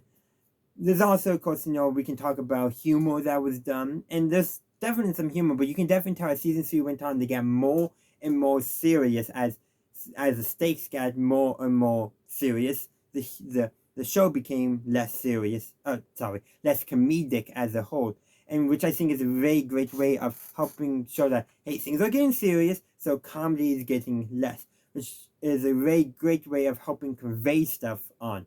Because I mean, sure, we had the spinning helicopter lightsabers with Inquisitors in the last episode, and that was like the only comedic beat in the episode. And things just get less comedic as you get more serious. And let's be real, I kind of mentioned it would have been better that they flying out of line from the right Skywalker to have been in that episode, but it still would have felt very out of place and would have undercut the seriousness, the tension in a bad way. And that's a big thing, is sometimes you do want comedy when things are serious, but you gotta make sure it undercuts the seriousness and the tension, the drama, in the correct way that enforces how serious that is while giving a moment of levity. It's a balancing act. Season 3, we'll see it's slightly different because new season, the stakes are again going to ramp up near the end of season 3, but we're of course not going to talk about that until we talk about season 3. And speaking of season 3, that's going to be in September, so stay tuned for that. But in the meantime, let me know your thoughts on season 2 of Star Wars Rebels. I would love to hear from you. And well, you'll see whatever I got coming up on the channel. There's other things I would like to watch and review, so stay tuned for all of that.